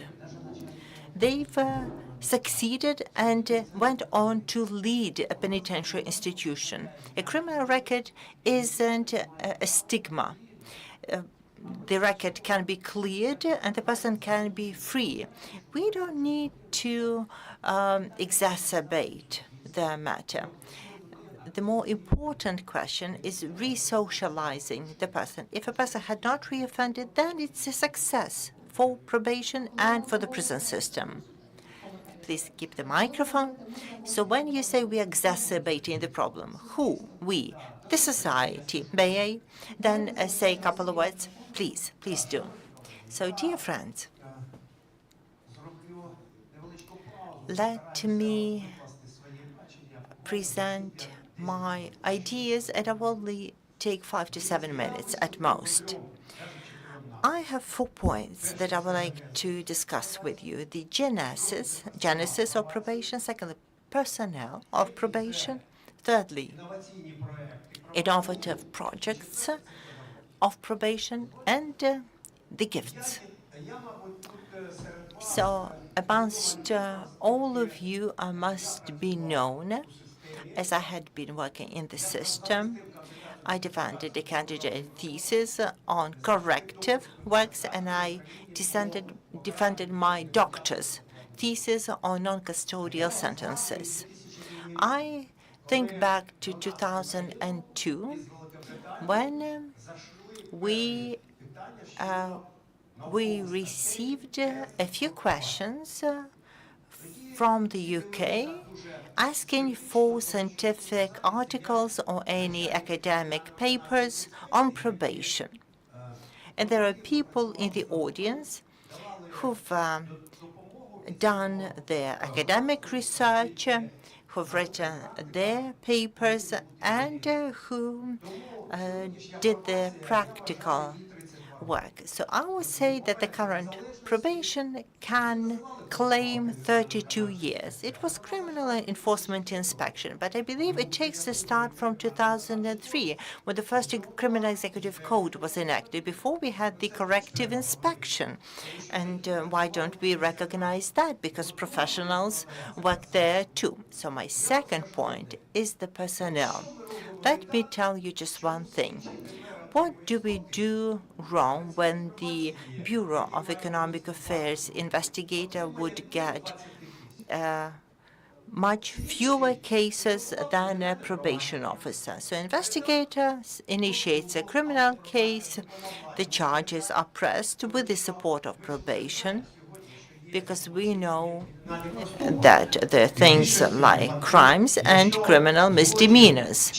And if the crime is committed, but can be qualified as a criminal misdemeanor, then it can be referred to the probation service by a court decision. If a verdict has come into legal force, it would be referred to the penitentiary institution or probation. So what makes the probation officers worse than an investigator or the judge? So this is my criticism of the society and of the Verkhovna Rada, as they set the national budget. Why is just 46% of the payroll of probation and penitentiary service financed? I'm working for the Penitentiary Academy of Ukraine, and it is the only institution training professionals for the penitentiary institutions and for the probation service. So, at our department, we decided to set up a tiny hub in order to implement the doctrine of penitentiary law through innovative projects. And we are working to develop a unique model of a new novel penitentiary code. And again, this penitentiary code has an entire chapter on probation. And all the innovations that we have heard from the probation officers, from the academia, will be collated in this section. And always when you are visiting someone, you bring gifts. I haven't brought a gift. But I haven't come empty-handed, and I bring a unique book. It is the penitentiary system for the 21st century. There's a whole section on the innovations that I perceive for the time span of 2030. Oleg, this is a present for you. Thank you. And I'll be happy to answer any questions. Ivana, thank you so much. Now, I'd like to give the floor to Yevhen. So what do you share with your colleagues sitting right next to you? You're both doctors of law. So how is your current vision aligned with what we've heard from Ivan? And not just for the payroll. Thank you for your question. First of all, I would like to thank you for the invitation to participate in such a powerful event. Honestly saying, I am really keen on probation. First of all, I've been working in the system of execution of punishment, and I had different positions, but unfortunately I have not worked with the probation directly. At the same time, I've been dealing with the enforcement for many years. And I have to say that the time elapses quite quickly. 10 years ago, we did not have a law on probation. And in the Institute of the Criminal Enforcement Inspection, which was located in Solominska Square, we were discussing the project. And some department heads were saying, why are you rushing? There is no law adopted yet. And we were saying that, it's going to be too late when the law is adopted. Today, the life has proved that there was such a lapse forward done within this 10 years. We have now a lot of instruments that do not exist in some inspections in Poland and Denmark. At the same time, we are at the European level, and some outcomes and deliverables of our probation is even more developed than in other countries where the probation service has been working for 200 or 100 years. We have researched a lot of experience of other countries, and we do have really positive results of Ukraine. The law on probation is not really simple. Actually, there are some discrepancies in this law. The first draft law was developed in 2018, and Viktor Švec proposed such a law. At that time, it was not exactly a law, it was a draft law, and it was not passed at that time. We were discussing it in the Ministry of Justice. And in 2013, we started actively working with the draft law. We were initiating the pool of European changes. Actually, the law, in my opinion, does need some improvement. First of all, talking about the first article of this law, defines what is the probation. It is the system of oversight measures, but the Article 6 defines the types of punishment. Actually, the criminal code defines the types of punishment. In my view, it is just my personal opinion. I have to say that if we're talking about the community service, actually, I think it is a little too much for the probation. Now we have 14 types of punishment in the criminal code. We have implemented 2 new types of punishment. So every single type of punishment is added to the probation. So actually, when are we going to do the probation programs and social work? If we have another function in the probation, the function of the execution of punishment. The meeting of the working group is discussing right now a new project, a new draft law of the criminal code. And now, if there is a political will, it's gonna be reviewed. I believe that the old criminal code has to be reviewed because 1,500 amendments were made to the criminal code. So there is also a request for the review of the existent criminal executive code, because the criminal executive code defines the way of execution of punishment. So there is a working group within the consulting expert council, which was organized by the proposal of Mr. Pikalov. So we have discussed whether it is proper that the probation does the execution of punishment. Maybe some other body needs to do this. So that's my first thought.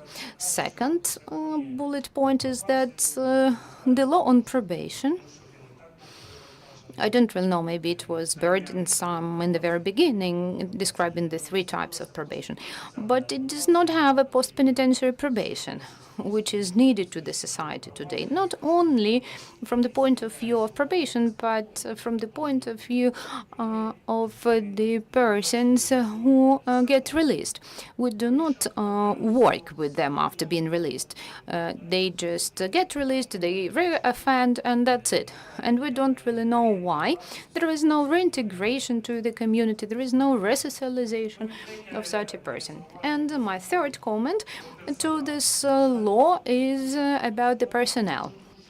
Unfortunately, this law has just a tiny chapter which is about the rights of the employees being on duty. And unfortunately, there is nothing else mentioned in that law. So it is also an important factor which arises in the society. Even when we are talking about salary and social protection, it is not mentioned in the law. The law has been pending with Verkhovna Rada since 2021. So I actually believe that we should highlight the personnel. As for the law on probation and the bodies of probation, they execute 2 functions. First, it's the criminal enforcement function, and second one is the social function, reintegration in the society. But we need to clearly assess these two functions. And how do we do this? We can do it only by analyzing re-offending of the clients. Unfortunately, now we do not have the mechanism of assessment. And our colleagues were saying that the mechanism of evaluation of re-offending has been launched, and not only the probation but other penitentiary institutions work with it. But we cannot evaluate that because there is no unified system of the register and the registration of the crimes committed. We can only evaluate the clients who are already clients of probation, based on the requests of the bodies who enter the crimes into the register, but only after being on probation. And it is also an important point, and it is a big chunk of work that needs to be done. And lastly, the system of probation management. As a former head of the department, when the probation was made a separate body, I was actually surprised how the work on the fields is going to be done. But at that time, that was just another bureaucratic step that needed to be overcome. So now I'm addressing the system of probation management. And not wasting my time, I was trying to study the system of management. So the system of management has two functions. First of all, I suggest to give more liberty to probation, because actually not so many people know what probation is. When I teach criminal enforcement law, the students ask what is probation, and they don't actually know what probation is. And only people who directly work with the client know about it. That is why I explain to the student that the only question is what is probation, the definition of it, and what are the types of probation. Well, actually, people know a lot about prisons. A lot of movies were shot about them, and a lot of information exists. But there isn't enough information about the probation. That's the first thing. Second thing, talking about the community work, we need to work with the societies, with the communities. And the communities need to understand that when a person violated a law and serves a punishment, no matter where, in a prison or in probation, this person needs to be useful to the community where he or she committed a crime.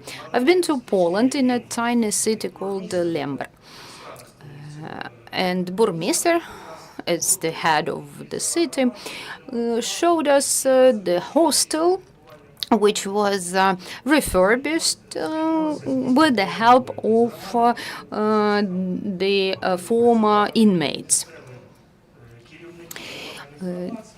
The probation employees agreed on such a project, and actually we as the CSO is ready to join probation service if our help is needed. We're ready to organize roundtables and discussions in order to be helpful. Thank you. Thank you so much. You mentioned that you studied the experience of 4 countries. What are the countries? The colleagues from the Netherlands, they allocate the budget from the Ministry of Justice for the local organizations to participate in the probation. And then, if I am not mistaken, in our country, It's not done this way. And in Canada, they have provinces, and they allow to create federative and provincial probation services who work in the field. And our country is a unitary state, so we cannot do so, but at the same time we can give more freedom to the probation. I know that the local heads of the affiliations have some opportunities, but some subsidies are needed for repairment, for example, and for opening the bank account. We have already made the first steps, but anyway, we need to encourage people to work with probation, and we need to realize that the success of the community depends on their success. Mrs. Irina, I would like to ask you, according to your experience of Ukraine, what might be the best dimension of the effectiveness of probation? We were talking about the numbers and registers, but in general, on the fundamental level. Thank you. I will not start with the effectiveness criteria, but I will start from what cannot be the effectiveness criteria. I believe that recidivism cannot be an indicator of the effectiveness of the activity of the probation. That's very easy. Who pushes a person to recommit a crime? We have the criminal misdemeanor and the crime in the criminal code. So first of all, the family pushes a person to commit a crime, and then the society, some conditions of life, and then the person gets the probation for a year, and then we believe that the probation employees will make him the ideal member of the society. In my opinion, it's not a great approach, because not everything depends on the probation. The probation officers are really fighting for such a client's well-being as animals. I will not mention any numbers, but I will comment on one of the laws. If I'm not mistaken, 1.6% of the needs of the probation was financed. This is one of a few institutions which does not even have a cleaner. The probation officers are cleaning their offices themselves. It is a human factor, and people of probation just do it all themselves. It should not be this way. Our state has to realize that probation, as well as prisons, is a tool to ensure the safety of the society and the state. If a person is adjudicated to some type of punishment, a person needs to be controlled. And whether the professional and material control is ensured, the success depends. Some countries say that if at least one person refrains from reoffending, it is a good indicator. Our prosecutor's office, being our partner, says, oh, okay, you have increased amount of offenses. Well, actually, 75% of those who reoffend have done it because of the absence of the system of social adaptation. The law on the social adaptation of 2011 does not include the needs of the client. The law on the social services does not cover our client. So the probation officer has to just invent what and how to do. We should not only have funds for salaries, but for equipment and facilities. we have actually addressed the authorities with some law initiatives in order to pinpoint the social guarantees in the laws. The Deputy Minister, Mr. Pikalov, has mentioned the officers of probation. Well, actually, there are no officers of probation anymore in our country. They're all probation employees. They do not bear the official rank. But we need to just explain in different levels what probation is. I agree with the colleagues. People are not aware of what probation is. But we need to mention a lot of mottos.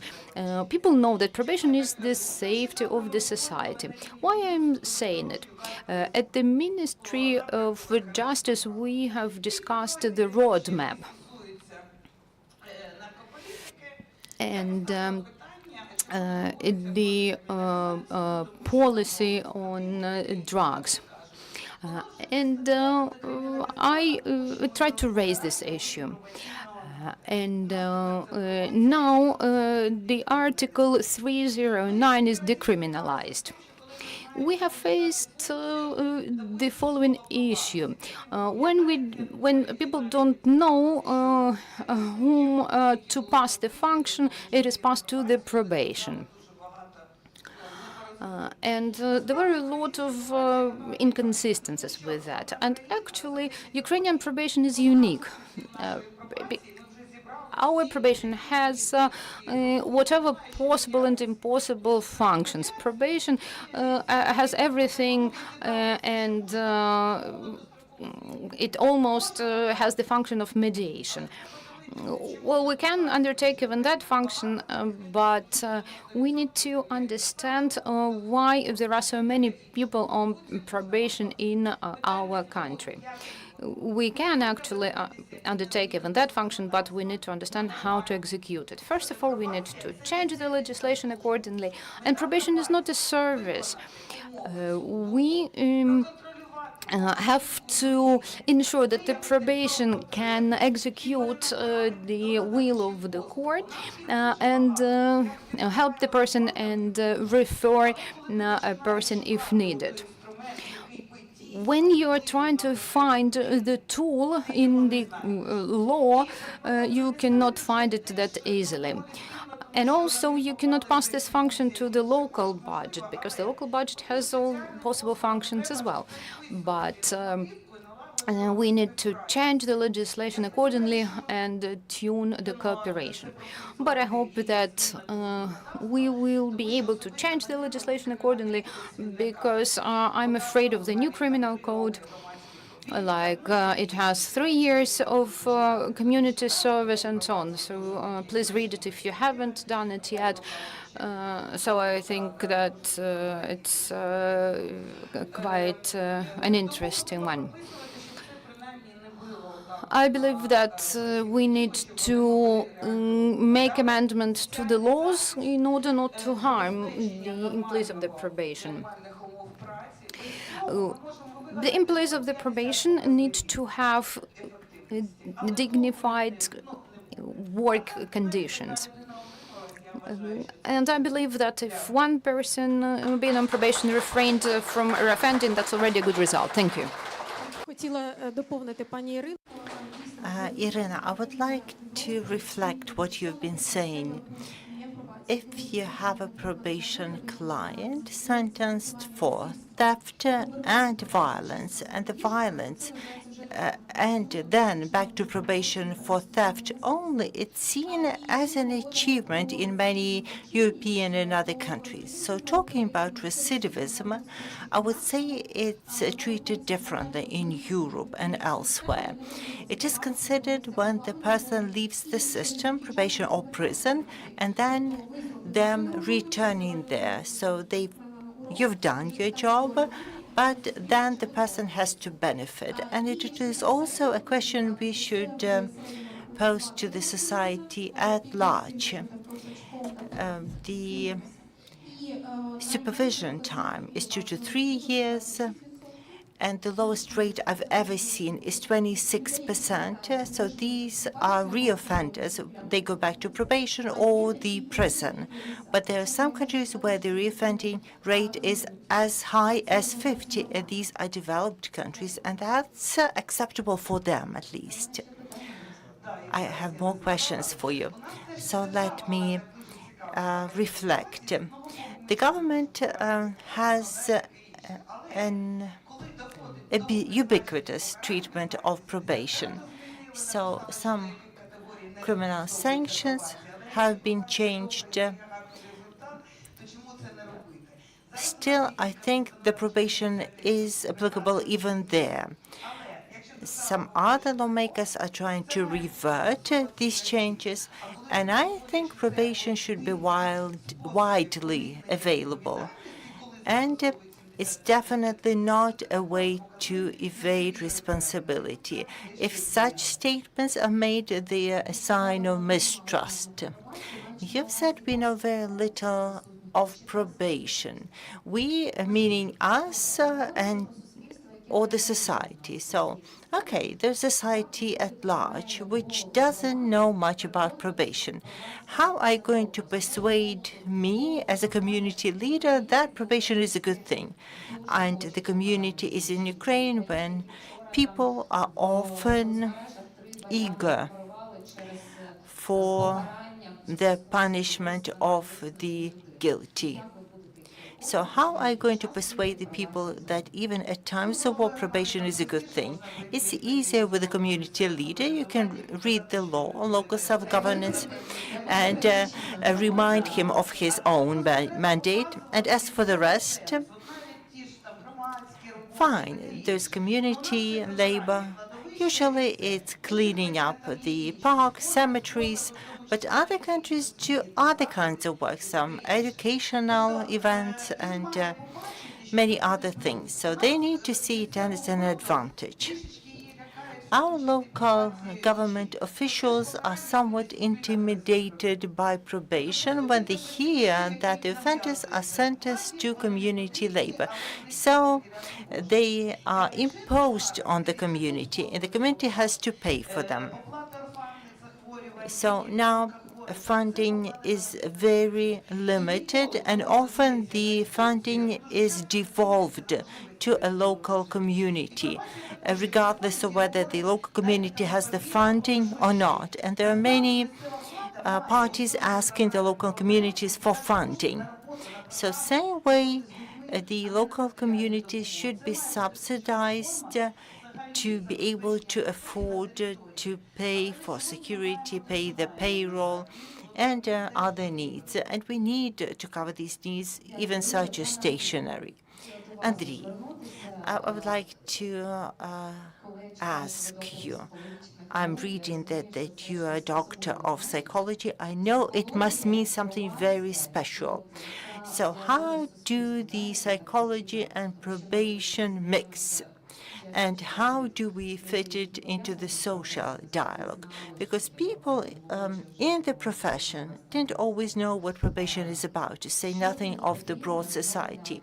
So what do we need to do to advocate this human-centered approach that we've been speaking of from this panel?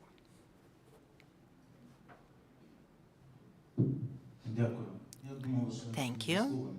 I thought I wouldn't have to say anything.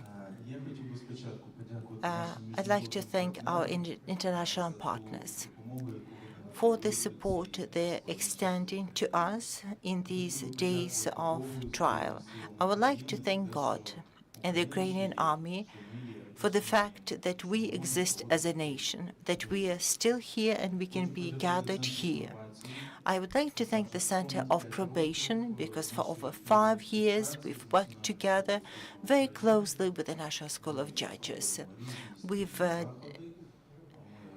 developed an online course for the Ukrainian probation, for the judges, for the judge assistants, and other educational events. And there has been a great uptake on the course since 2021. We do the psychological training events together, and I hope we will continue working just as closely in the future. As for the challenges,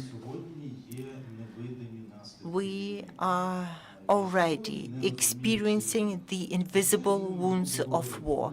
The military don't know how to talk to the civilians, knowing that they wouldn't be understood. The civilians don't understand the military. A wife could tell her husband, leave the war behind the door. I need a normal husband. And that's the next probation client for you.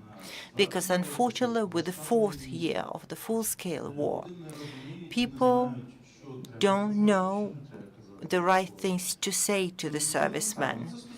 And it pertains to every one of us. We all have family members. We all have friends, neighbors, or people we've been to school with who are now serving, and we know how to deal with them. I'm saying this as a practitioner, a psychologist, psychotherapist, a trainer who had conducted over 100 trainings for the Kyiv community, for the police, for the energy company, the prosecution office, and many others, where we've taught each other on the right way to deal with the military, but also how to stabilize ourselves should the crisis break out. Tell us, well, there's a certain protocol, and we need a bit more time than we have. You said 10 seconds, but you need to take time to explain how to do. Is it about breathing? Well, it's breathing and more. So, when you come home, after work, after an event, so you come home tired, how do you rewind? Because you're sick and tired, the drones, the war, and it all weighs down on you. We're talking about a psychological first aid kit for every one of us. So you would recognize, I get these ideas that I could put to use to be able to fall asleep. We need a first aid kit at hand, and we also need a psychological first aid kit at hand. So we need to share the knowledge as broadly as we can, so that a probation officer, of course, they have to be for the people, but they're also people, and they have their own problems. They have their families, they have work-related issues. We're all living, breathing humans, and we need to take care of ourselves first and foremost, because if we can't help ourselves, we can't help others. So always staying resilient to help the others. These are the challenges that I perceive before every one of us, whether we are the prosecutors, probation officer, police officers, trainers. We always need to do something to stay resilient, mentally and physically. So when you know, when you are aware, then we can perform professionally. Andrei, you've looped back to this issue again. We did mention the word veteran many times. Can you bring us into this understanding? How can people returning from the front, how can they become probation client? And can we prevent it? Yes, we can prevent it. I'm not going to give you any names because I am confined by privilege as a psychotherapist. So a man volunteered in 2017. He returned from the front. He rushed home. He opens the door, and the wife tells him, so go into the shower and put your items into the washing machine. Since 2017, it's stuck in his head. And when the wife tells him anything, it annoys him, because he sees all different kinds of welcome, with a wholehearted welcome. The dogs, the wives, children, warmly welcoming their fathers from the front. And he was not traumatized by the war as much as by this cold welcome of his wife, and it only kept spiraling since there. Or he goes into the bus and the bus driver says, I don't care about you. I need to pay the bills, and the serviceman loses his nerves and almost and attacks this driver. So he now avoids the buses at all costs. And this is very common. We need to keep educating our society where the limit is, what you can do and what you should never do. And then probation will have fewer clients. Irina?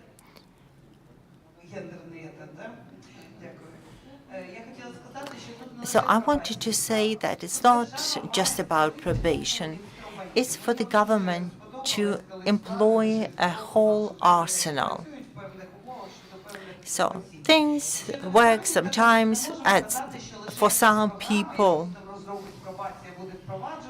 occasionally. And we can't say that probation is going to be a cure-all. No, the government should offer a whole range of means, like ketamine therapy, psychedelics, just to give you a wild example. But the probation should know where to refer their clients. This should not be a headache for the probation. And the probation officer should be well protected. And I'm sure you would remember the Soviet Afghani war veterans ending up in prisons and colonies. And we are going to experience something similar. It's too late to deal with them when they end up in the penitentiary system. We should prevent it. We should treat them way before that. Ivan?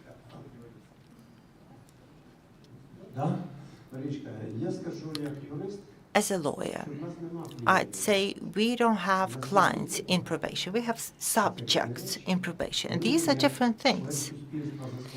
When you make use of a term, people may misunderstand. What is a client? That everyone should become a client, but a subject is an individual who's been sentenced by a court sentence, and he has to do a sentence.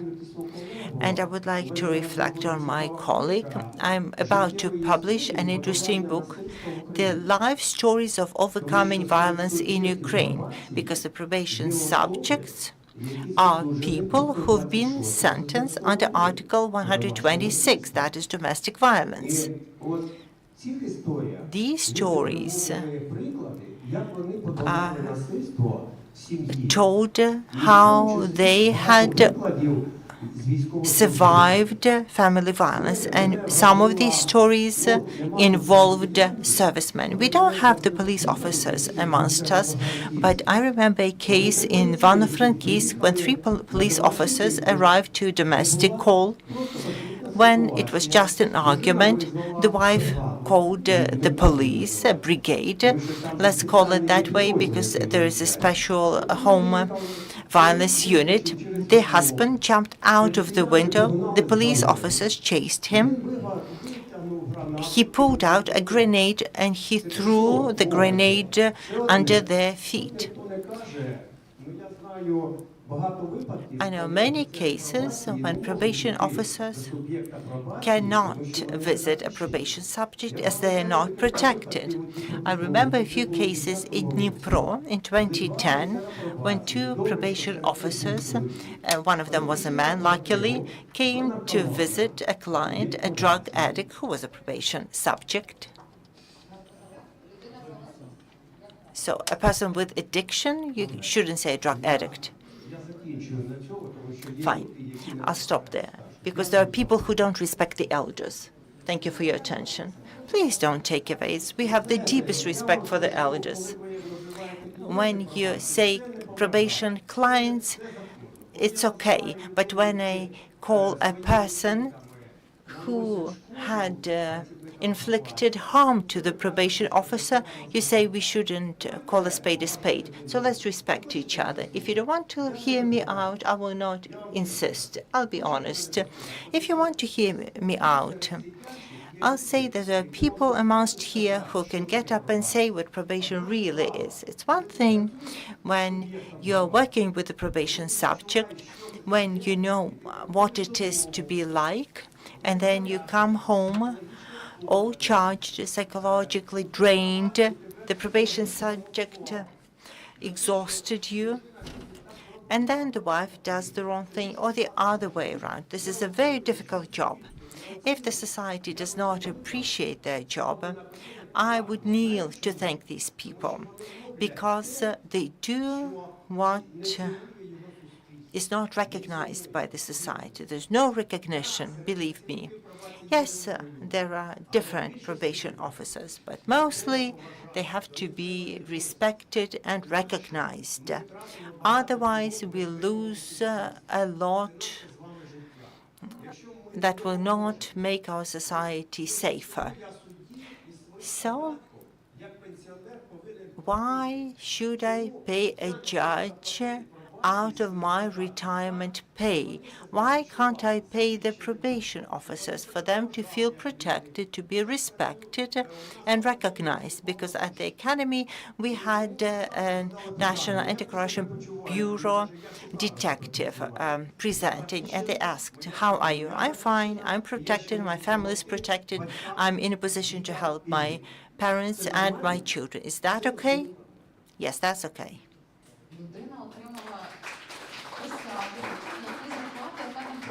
So the detective is receiving pay he deserved.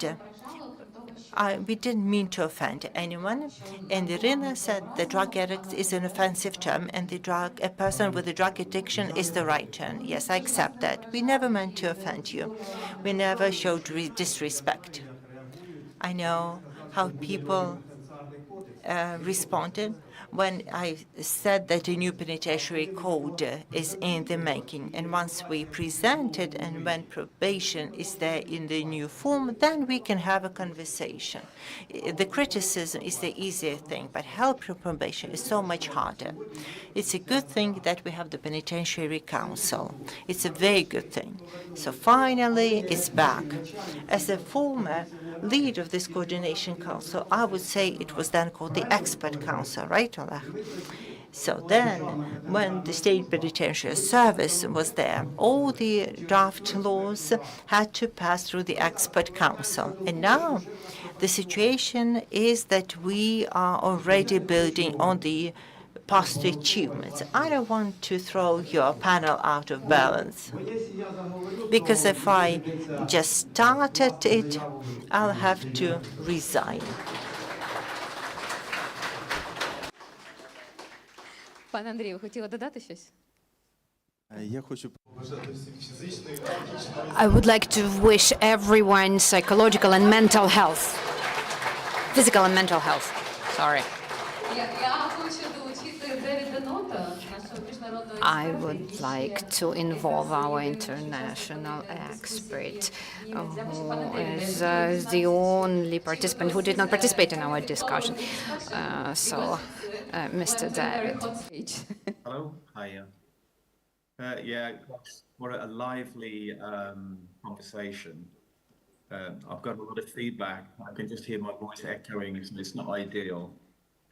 But I guess listening to the conversation, everything is about context. And I wanted to share something of what the probation service looks like in the UK. But it's going to be significantly different to what you're experiencing in Ukraine right now. And all our hearts go out to you in Ukraine and the situation that you find yourselves in.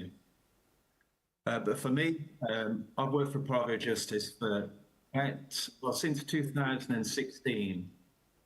And I have over 18 years experience in the criminal justice system. But I'm a HR director. I'm not a practitioner. I come from this from a different angle. Recently worked in the Ministry of Justice as well in the UK. on the unification of the probation service.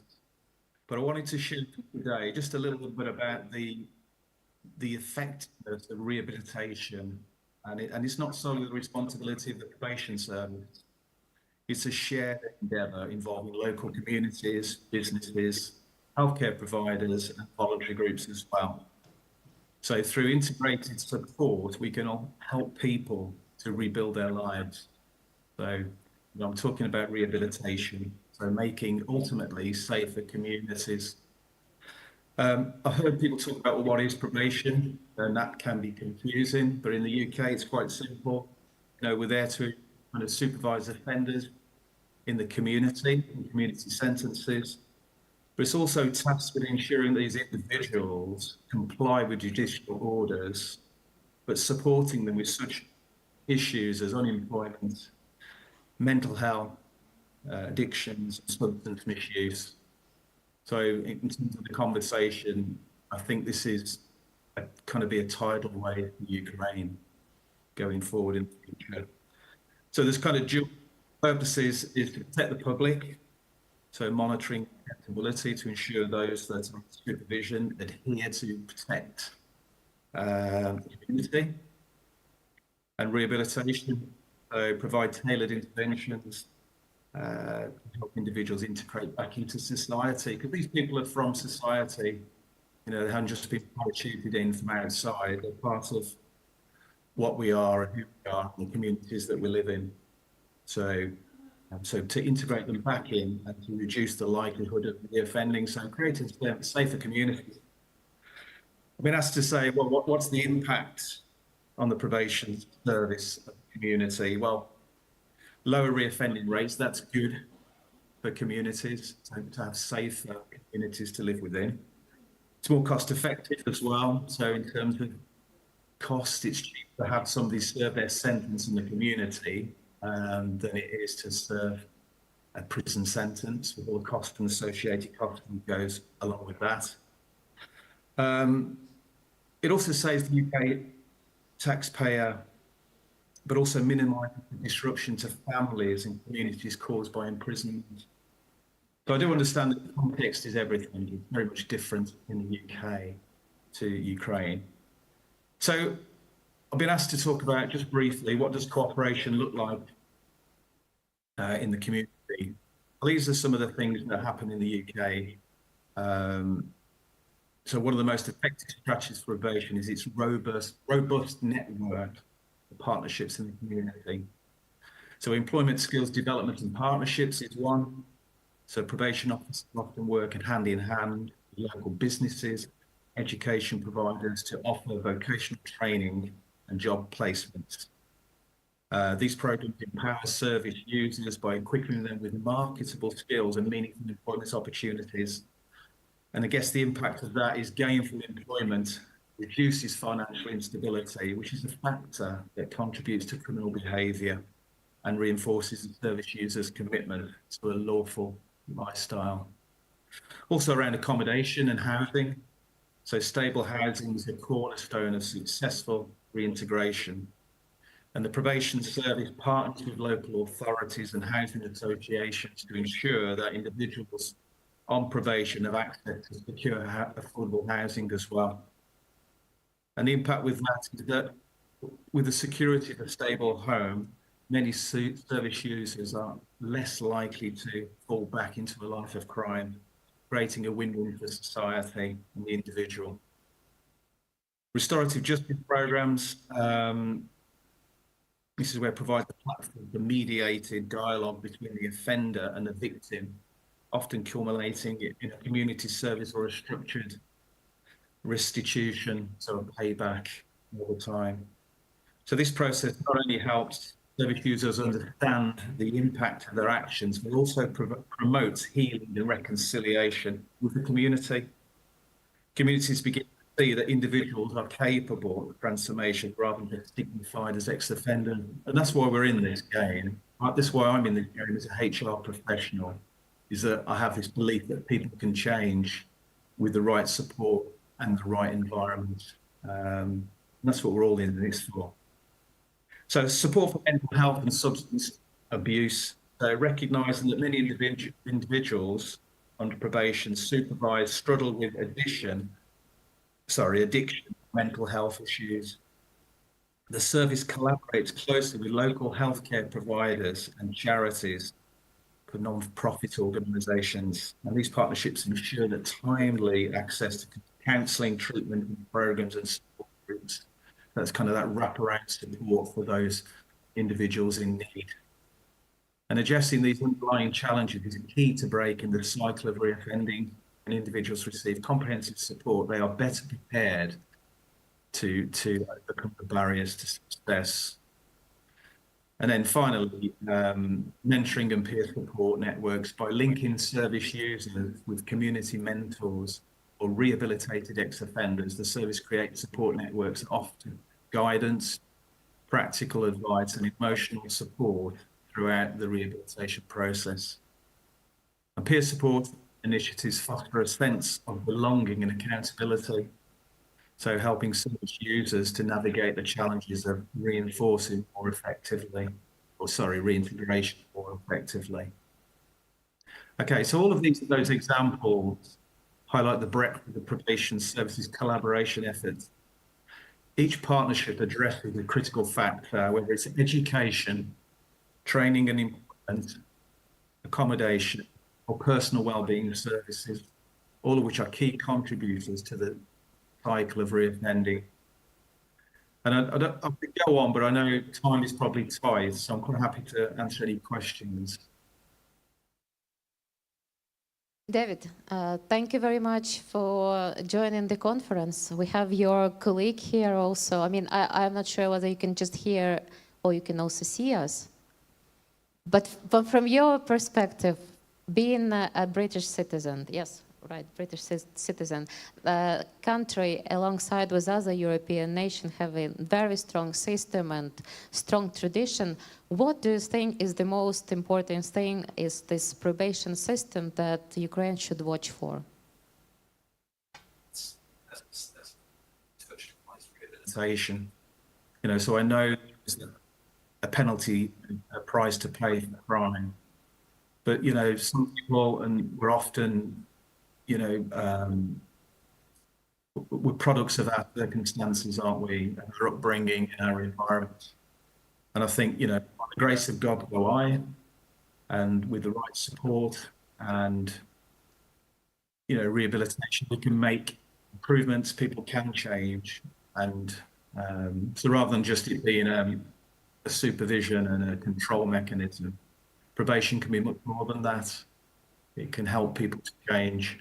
It can create better societies and safer societies. And, you know, everybody deserves a second chance or a third chance, or, you know. So I think it's that really. Working in probation as I have, I know is a key on rehabilitation and, you know, putting in place programs that can effectively turn people around, help them to change their lives. David, thank you very much. So we'll take it from here. Дві речі важливі. Це, що людина заслуговує. Two things are important. A person deserves the second chance, and another bullet point is that a person can change. So these two bullet points have to be taken into account in developing the probation of Ukraine. Thank you so very much. I am thankful to all the panelists, and I would love to make a break for a few minutes, but at the same time we don't have time. My co-moderator, I think you've been a very attentive listener of these two panels. Just wanted to hear your impressions from what you heard.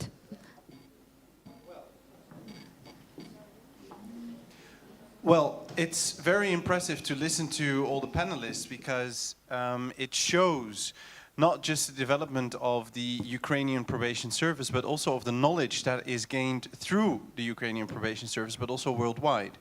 It shows the importance of international collaboration. It shows the importance of such a humane approach. It also shows the importance of everyone who works and collaborates with the probation service. And it shows the importance of the probation service itself in the criminal justice chain. Because the probation officers are there for the intake of the clients. They meet with them, they understand the situation that they find themselves in, and they advise towards the prosecutor, towards the judge, on what is the best approach, what is going to be the best sentence in this situation. And doing that is not easy. You need to understand your profession well, while at the same time also being able to connect with the human on the other side. And that cannot always be easy, because the person on the other side doesn't always want to connect with you and open up. So probation workers are not just there to make a risk assessment, but create that connection with the human on the other side. And doing that is an important part of their job. And we've heard today so many examples of what kind of impact probation can have in a positive sense in the convict's life, but also on society. And listening to these panels, I really think that we see a very positive development, and that it's not just the probation service itself, but also now the prosecution, the judges, and in turn also society, who is starting to see all those benefits from this approach to punishment and as an alternative sanction. Thank you very much. Please Thank stay you. here. I would like, пане Олег, я хочу вас запросити повернутися на Mr. Oleg, I would like to invite you over to the stage and to conduct a tiny wrapping up ceremony in your name. I would like to hand over some awards. Probation as a component of an effective criminal justice system on the occasion, of course, of the 10th anniversary of the adoption of law in Ukraine on probation. Thank you.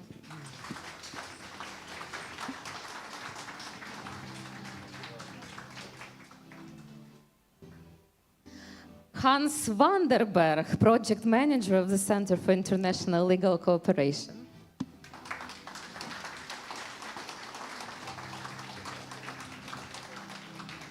Domenico Piafotti, project officer of Center for International Legal Cooperation.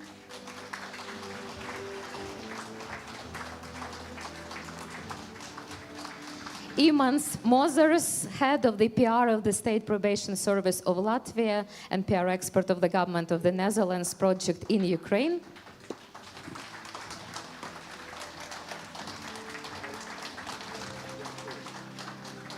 Jochem Wildeman, head of the International Department of Reclassering, Netherlands. Well, Jochem is not here, so I'll take the honor and take it to him. Angelina Shablowska, Junior Program Officer of the Netherlands Helsinki Committee.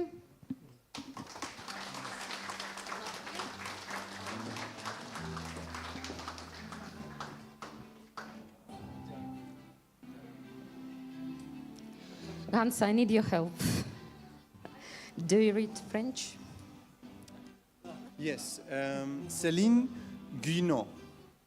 Céline Guinot, Program Officer of the Netherlands Helsinki Committee. Їй передасть Ангеліна, її тут сьогодні немає. And Koen Goei. Probation expert of the Netherlands Helsinki Committee. And he's not here. Друзі, дуже вам дякую. Hans, thank you very much. Friends, thank you so much. Thank you so much for being such a wonderful audience. Thanks a lot to all the panelists for being so honest. It doesn't happen that often that the panelists are so honest. So I'm wishing all of you who have such a difficult job, which is not always valued that highly. Your job is not always respected that highly by the society, but you have to know that me, as the media representative, will do my utmost for you to be respected. Thank you for your job. Glory to Ukraine.